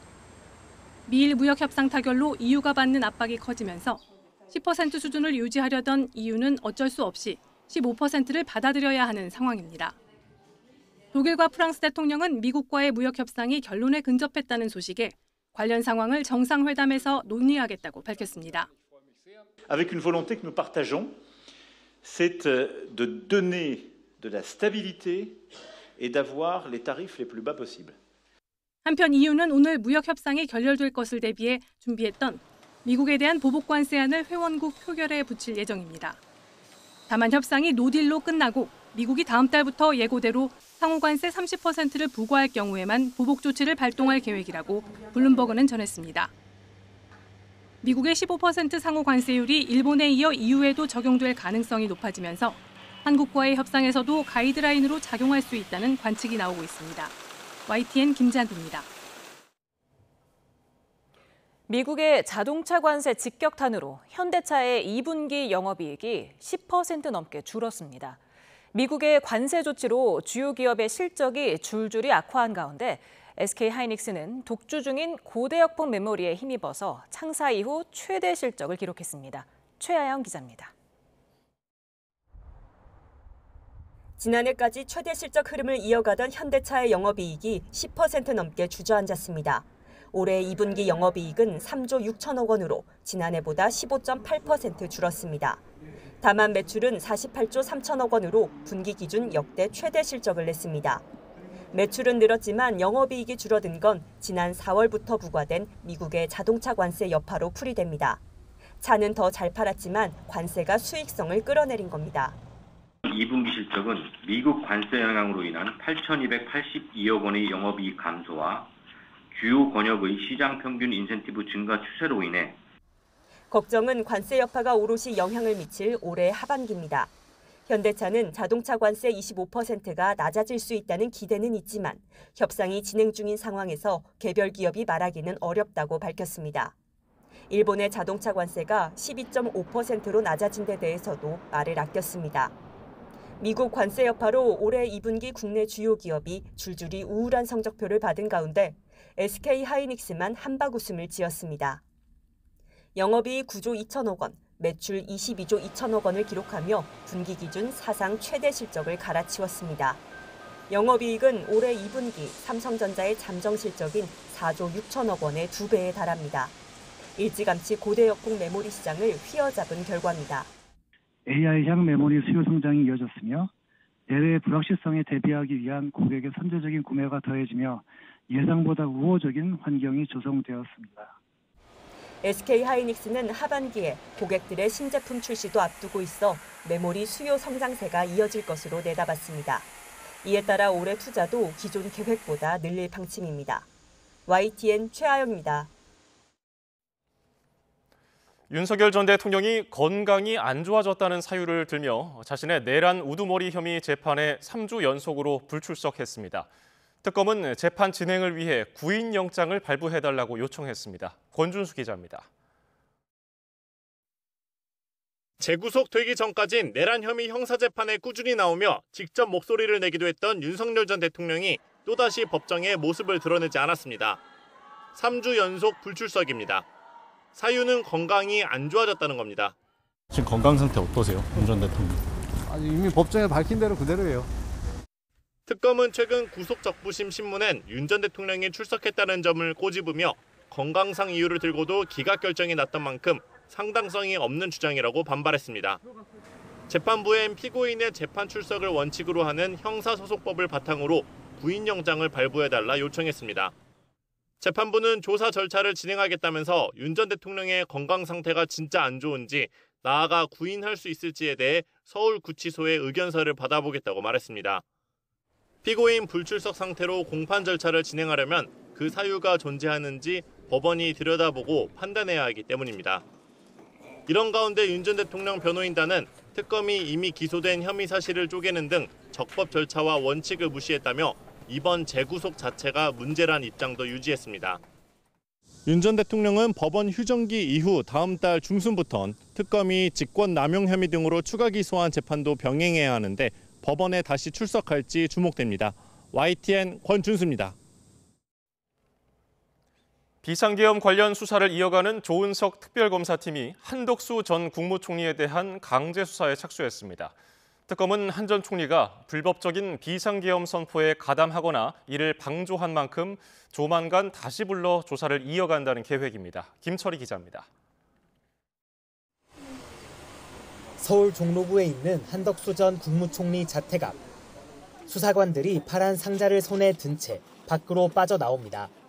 오늘 압수수색 대상 어떤 것들 혹시 보셨나요? 6시간여 동안 한 전 총리 자택을 압수수색한 특검팀은 국무총리 공간과 강희구 전 대통령실 부속실장 자택에 대해서도 강제 수사를 벌였습니다. 현재 특검은 한 전 총리가 계엄 선포의 위법성을 미리 알고도 절차에 가담한 거로 의심하고 있습니다. 그간 한 전 총리는 기억이 흐릿하다며 당시 상황에 대한 언급을 피해왔지만 굉장히 충격적인 상황이어서 못 봤다? 전체적인 것들이 기억을 하기가 굉장히 어렵습니다. 대통령실 CCTV에는 한 전 총리가 계엄 문건을 직접 열람하는 장면까지 담겨 있었던 거로 전해집니다. 한 전 총리는 또 허위 계엄 선포문 작성과 폐기에도 깊숙이 가담한 거로 의심받고 있습니다. 강희구 전 실장이 최초 선포문의 결함을 보완하기 위해 허위로 사후 선포문을 꾸미자 한 전 총리가 여기에 서명했다는 겁니다. 이후 한 전 총리가 허위 선포문이 수사 과정에서 문제가 될 것을 우려해 폐기를 요청했다는 게 특검 판단입니다. 실제 한 전 총리와 강희구 전 실장은 윤석열 전 대통령 구속영장에서 관련 혐의의 공범으로 적시된 상태입니다. 특검은 압수수색에서 확보한 증거를 바탕으로 조만간 한 전 총리를 다시 불러 조사할 예정입니다. 한 전 총리에게 적용된 혐의의 중대성 등을 고려하면 추가 조사가 끝난 뒤엔 신병 확보 절차가 이어질 가능성이 클 거란 분석도 나옵니다. YTN 김철입니다. 최상병 특검팀이 임성근 구명로비 창구로 지목된 멋쟁 해병 단체 대화방 관계자들에 대해서 강제 수사를 벌였습니다. 특검팀은 오늘 오전 제보자 이관형 씨 등 관계자 자택과 차량, 사무실을 압수수색했습니다. 멋쟁 해병은 김건희 여사에게 임성근 전 사단장의 구명 로비를 한 것으로 의심받는 이종호 전 블랙펄 인베스트먼트 대표 등 5명이 참여한 단체 대화방입니다. 김건희 특검이 건진 법사를 고리로 한 통일교와 김 여사 청탁 의혹 관련 수사에 속도를 내고 있습니다. 당시 통일교 현안과 관계된 코이카와 3일 회계법인을 압수수색한 데 이어서 김 여사의 최측근으로 불리는 전직 행정관들을 소환합니다. 이미진 기자입니다. 김건희 여사를 둘러싼 각종 의혹을 수사하는 민중기 특검팀이 한국국제협력단 코이카에 대해 강제 수사에 착수했습니다. 정부의 캄보디아 원조 사업과 건진법사 청탁 의혹의 연관성을 조사하기 위한 차원입니다. 특검은 통일교 측이 건진법사 전성배 씨를 통해 김건희 여사에게 금품을 전달하고 통일교 현안이던 캄보디아 사업 수주를 청탁한 것으로 의심하고 있습니다. 특히 청탁이 이뤄진 것으로 지목된 시기에 정부가 캄보디아에 대한 대외경제협력기금 차관 지원 한도를 기존 7억 달러에서 15억 달러로 2배 이상 늘린 점에 주목하고 있습니다. 특검은 이와 함께 당시 또 다른 통일교 현안 가운데 하나인 YTN 인수와 관련해 공기업 지분 매각 주관사인 3일 회계법인도 압수수색했습니다. 공세를 이어가는 특검은 관련자 소환에도 속도를 내고 있습니다. 김 여사 최측근인 조현경 전 대통령실 행정관에 이어 문고리 3인방으로 불리는 다른 두 전직 행정관도 조사합니다. 김건희 씨가 고가의 목걸이 등 금품 또는 향응을 수수하거나 경제적 이익을 제공받은 의혹 사건 관련하여 내일 오전 10시에 유경옥 전 행정관, 오후 5시에는 정지원 전 행정관을 소환 조사할 예정입니다. 유 전 행정관은 전 씨가 통일교 관계자로부터 받은 샤넬 가방을 다른 제품으로 교환했고, 정 전 행정관은 전 씨가 휴대전화에 건희 2라는 이름으로 저장한 연락처의 실제 사용자로 전해집니다. 김건희 여사 소환이 보름도 남지 않은 가운데 특검이 김 여사와의 연결고리를 찾을 수 있을지 주목됩니다. YTN 임혜진입니다. 보좌관 갑질 논란으로 강선우 더불어민주당 의원이 여가부 장관 후보직에서 물러났지만 정치권 후폭풍은 이어지고 있습니다. 강 의원을 엄호해온 민주당은 전반적으로 말을 아꼈지만 국민의힘은 남은 장관 후보자들로 전선을 넓히고 있습니다. 윤웅성 기자가 보도합니다. 강선우 의원의 장관 후보자 사퇴 이튿날에도 그 배경과 여파를 두고 더불어민주당 안팎에서는 여러 가지 말들이 나왔습니다.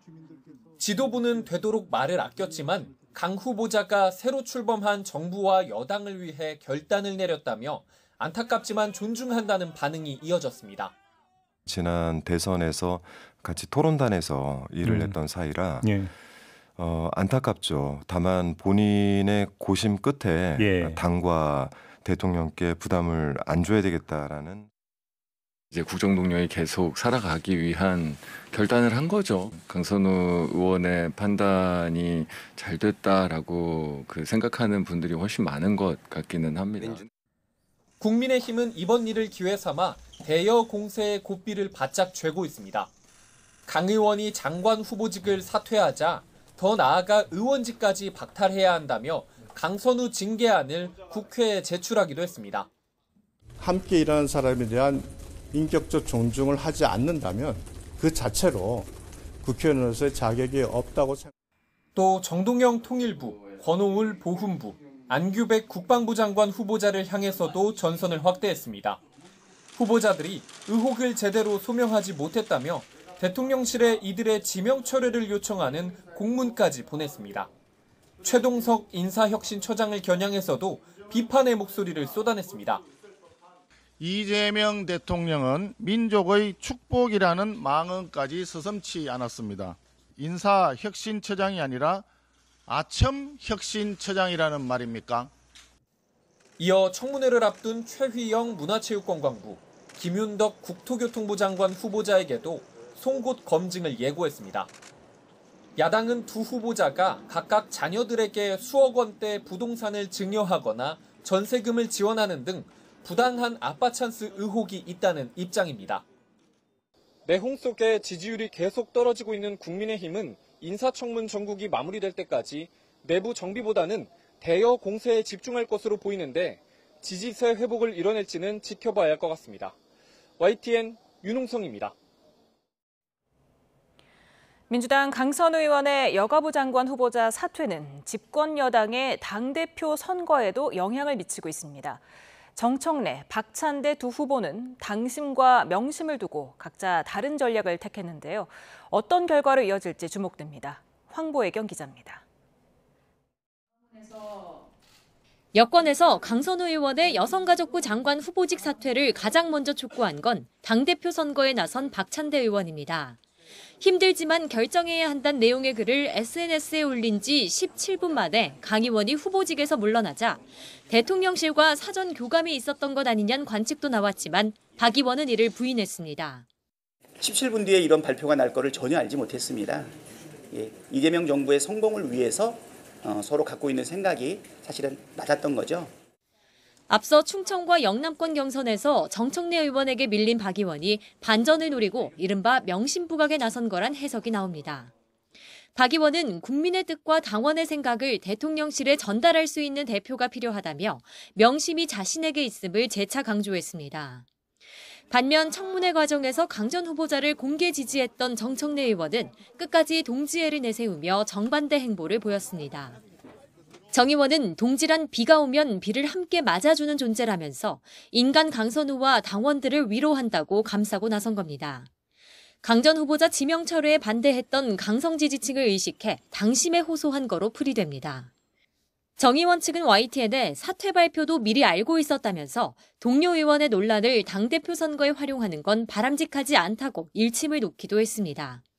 그동안 비슷한 기조를 유지했던 두 후보가 선거를 일주일여 앞두고 상반된 전략으로 차별화에 나선 거로 보입니다. 정청래 의원님이 그 지지층을 조금 대변했다면 박찬대 의원님이 대통령실을 대변한 느낌이 없지는 않았습니다. 앞으로 당대표 역할 수행에 있어서 어디에 이제 포커스를 두고 있느냐. 지금 시점에서 박찬대 의원에겐 강성 지지층의 반발이, 정청래 의원은 민심과 다른 목소리를 낸다는 평가가 부담으로 작용할 수밖에 없습니다. 누구의 전략이 더 유리할지는 다음 달 2일 전당대회에서 판가름 날 예정입니다. YTN 황보혜경입니다. 국민의힘 한동훈 전 대표가 오는 8월 예정된 국민의힘 당대표 선거에 출마하지 않기로 했습니다. 한 전 대표는 오늘 SNS에 정치인으로서 더 배우고 성장하는 길은 현장에 답이 있다고 믿는다며 현장에서 국민과 당원이 주인이 되는 정치를 하려 한다고 밝혔습니다. 그러면서 지금 필요한 좋은 정치는 윤어게인이 아니라 보수를 다시 바로 세우는 보수 어게인이라며 앞으로 많은 시민을 만나면서 여러 얘기를 듣고 당을 재건하겠다고 말했습니다. 국민의힘 당대표 출마를 선언한 주진우 의원은 잘못된 과거와 단절은 필수라고 강조하면서도 인적 쇄신안에는 경계하는 입장을 밝혔습니다. 주 의원은 오늘 출마 기자회견에서 계엄을 옹호하거나 전직 대통령 복귀 주장은 당 확장성을 스스로 가두는 거라고 말했습니다. 그렇다고 인적 청산만을 강조한 나머지 당이 쪼개지거나 개헌 저지선을 위협해서는 안 된다고 강조했습니다. 전남 나주의 한 공장에서 외국인 노동자를 지게차에 묶고 괴롭히는 가혹 행위가 발생하며 고용노동부와 경찰이 진상규명에 나섰습니다. 피해 노동자가 5개월 만에 노동단체에 당시 고통을 호소하면서 알려졌는데요. 공장 측은 잘못을 인정하고 모든 조사에 협력하겠다고 밝혔습니다. 오선열 기자입니다. 한 남성이 벽돌과 함께 비닐에 묶여 있습니다. 지게차가 남성과 벽돌 더미를 들고 야적장 곳곳을 돌아다니자 재밌다는 듯 웃음소리가 들립니다. 발 디딜 곳 없는 공중에 매달린 남성은 옴짝달싹도 못하는 상황. 한국인 남성이 조롱하는 목소리로 다그치는 소리도 담겼습니다. 지난 2월 벽돌 공장에서 일하는 스리랑카 출신 이주 노동자 A씨의 모습입니다. A씨의 외국인 동료가 일이 미숙하다는 이유로 50대 한국인 직원이 지게차를 이용해 A씨를 괴롭힌 겁니다. 5분 정도 이렇게 있다고 마음에 너무 다쳤어요. 스트레스 많이 받았어요. 몸이 안 좋아하니까 제가 병원 갔어요. 근육이 너무 아프니까 사장님 너무 좋아요. 해당 업체 대표는 최종 책임자로서 변명의 여지가 없다며 모든 잘못을 인정하고 A씨에게 거듭 사과의 뜻을 밝혔습니다. 이와 함께 재발 방지 대책 마련과 관계기관 조사에도 성실히 응하겠다고 밝혔습니다. 무조건 우리 회사 내에서 그런 사태가 생긴 것에 대해서는 저희가 잘못했다고 하고 저도 뭐 어떤 경우에든지 그쪽에서 요구하는 대로 다 처리를 해주겠다. 그 입장이 그렇습니다. 5개월 만에 A씨의 괴롭힘을 접한 노동단체는 철저한 진상규명과 가해자들의 처벌을 요구했습니다. 단순하게 나주만의 문제가 아니라 나주에서 농공단지도 있고 지금 계절 이주 노동자들도 이 떼약볕에 고통받고 있을 텐데 전남도하고 노동청에서 발벗고 나서서 전수조사하는 것이. 이재명 대통령도 외국인 노동자 괴롭힘 사건에 대해 사회적 약자에 대한 야만적 인권 침해를 철저히 엄단하겠다고 SNS를 통해 밝힌 가운데 경찰과 고용노동부도 즉각 조사에 착수했습니다. YTN 오선열입니다. 대통령실 수석 보좌관 회의를 주재한 이재명 대통령은 조금 전에 전해드린 전남 나주 이주 노동자 학대 사건을 언급했습니다. 전 세계가 대한민국을 어떻게 볼지 걱정된다면서 엄단 의지를 밝혔습니다. 직접 들어보시죠. 이영만리 외국에서 돈을 벌어보겠다고 한국으로 왔는데 아마도 한 집안의 가장일 가능성이 높은, 또는 개인이라 할지라도 인격을 가진 사람인데, 그런 모멸적인 대접을 이영만리 타국에서 받았으니 얼마나 괴롭고 또 외롭고 서러웠겠습니까? 또 그걸 보는 전 세계인들이 대한민국을 가히 어떻게 볼까 참으로 걱정되는 장면이었습니다.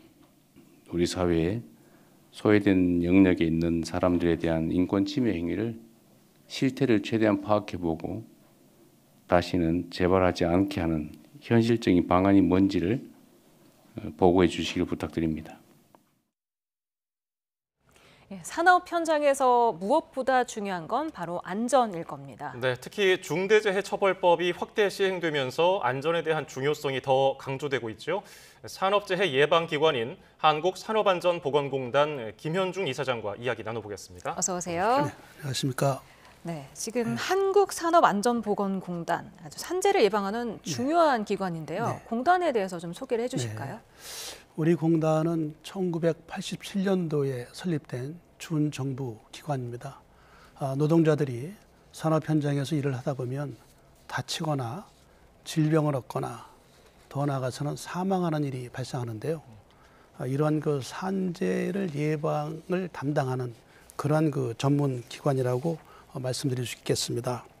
산하 기관으로는 연구원이 있고 교육원이 있고 인증원이 있습니다. 그리고 전국에 31개 지역본부 지사가 있습니다. 주 업무로는 그 유해 위험 요인을 분석하고 그걸 개선할 수 있는 기술 지원, 그리고 안전 설비와 작업 환경 개선을 위한 비용 지원, 그리고 사업주와 노동자에 대한 그 안전 그 교육입니다. 그리고 연구 개발 및 안전 보호구 등에 대한 인증 사업도 하고 있습니다. 한마디로 우리 그 공단은 노동자의 생명과 안전을 지키고 더 나아가서 국민의 생명과 안전을 지키는 국내 유일의 산재 예방 서비스 전문 공공기관이라고 말씀드릴 수 있겠습니다. 예, 산업안전보건의 달을 맞아서 큰 행사를 준비했다고 들었는데요. 네, 설명 좀 해주실까요? 네. 7월 한 달은 산업안전보건의 달입니다. 7월 첫째 주 월요일을 산업안전보건의 날로 하고 7월 첫째 주부터 마지막 주간까지를 산업안전보건의 달로 해서 행사를 하고 있습니다. 그래서 7월 첫째 주에는 경기도 고양 킨텍스에서 중앙 행사를 했습니다. 거기에는 기념식에서는 산재 예방에 공이 큰 분들에 대한 포상을 했고요. 또 스마트 안전보건 박람회를 개최해서 약 300여 개 기업에서 10,000여 점이 넘는 안전 관련 제품들을 선보였습니다. 그리고 안전 관련해서 38개 세미나와 13개의 연구 사례를 발표했습니다. 그리고 7월 14일부터는 부산, 광주, 대구 등 7개 도시에서 산업안전 관련 행사를 진행하고 있습니다.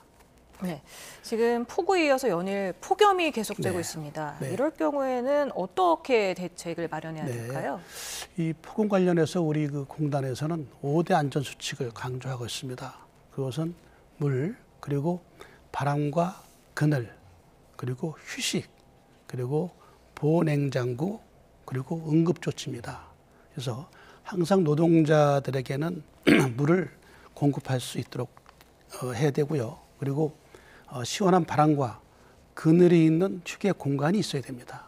그리고 적절한 휴식을 취하게 할 수 있게 해야 되고요.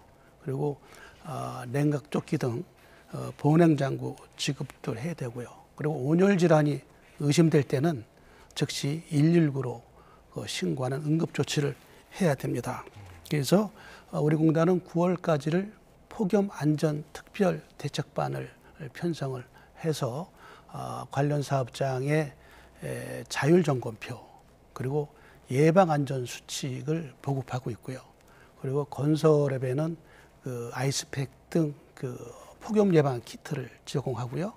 그리고 제조업 또 창고 시설에는 온습도계를 저희가 제공을 하고 있습니다. 그리고 특히 폭염에 취약한 중소사업장을 위해서 7월에 추가 예산을 투입해서 이동식 에어컨을 약 150억 원어치 저희가 지금 공급을 중에 있습니다.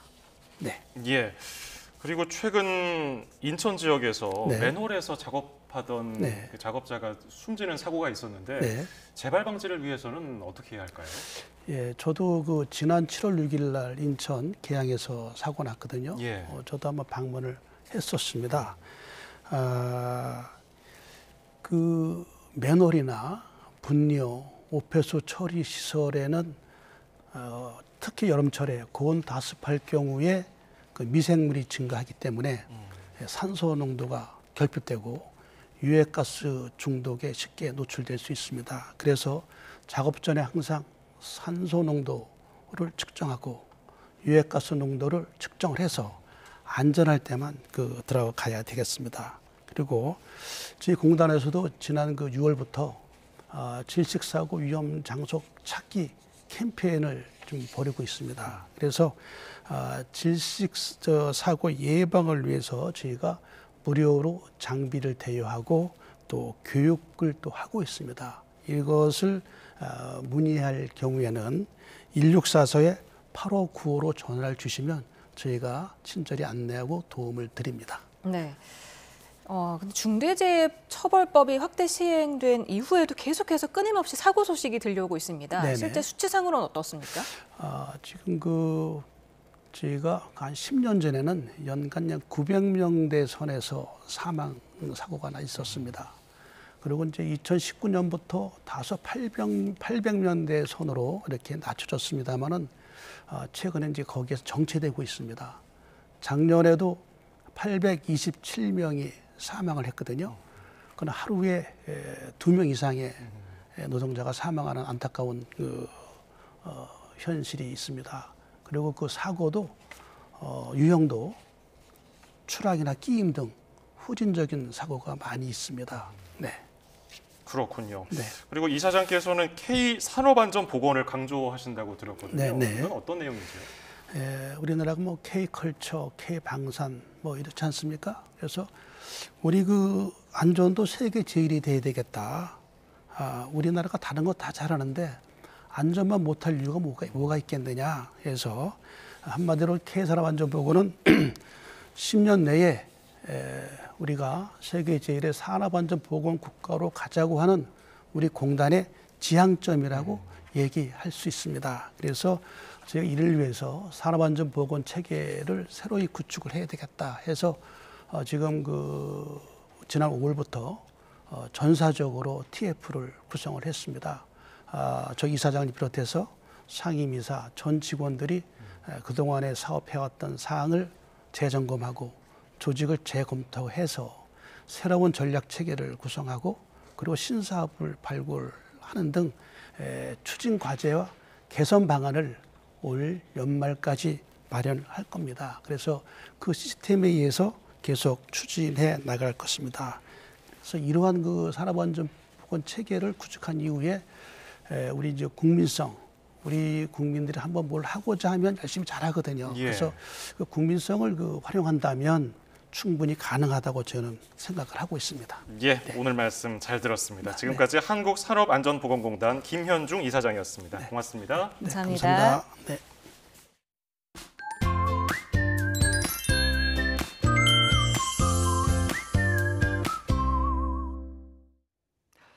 나날이 폭염특보가 확대 강화되면서 이제 서울 등 대부분 지역에 폭염 경보가 발령됐습니다. 네, 맞습니다. 그야말로 가마솥 같은 더위가 기승을 부리고 있는데요. 내일은 기온이 더 크게 오릅니다. 네, 우선 밤사이 대부분 지역에서 열대야가 나타나겠습니다. 특히 서울과 강릉 최저 기온이 27도 이상을 유지하겠고 체감 온도는 29도로 초열대야 수준을 보이겠습니다. 한낮에는 서울이 37도, 대전도 37도, 광주가 36도까지 오르면서 폭염이 기승을 부리겠습니다. 내일도 하늘은 맑겠고 이에 따라 자외선이 매우 강하겠습니다. 또 제주도는 오후부터 바람이 강해지겠고요. 제주 해안과 남해안에서는 높은 파도가 밀려들겠습니다.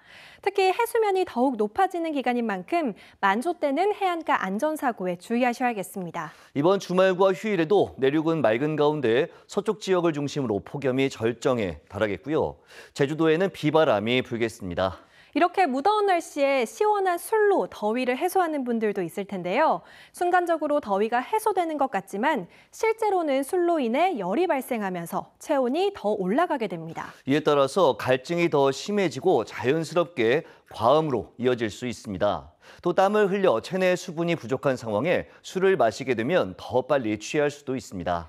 마지막으로 심혈관 질환의 위험도 높일 수 있는 만큼 술보다는 과일이나 물로 더위를 해소하는 게 좋겠습니다. 지금까지 날씨 캔버스의 이혜민, 김수현이었습니다. 오늘 뉴스 플러스는 여기까지입니다. 시청해주신 여러분 고맙습니다.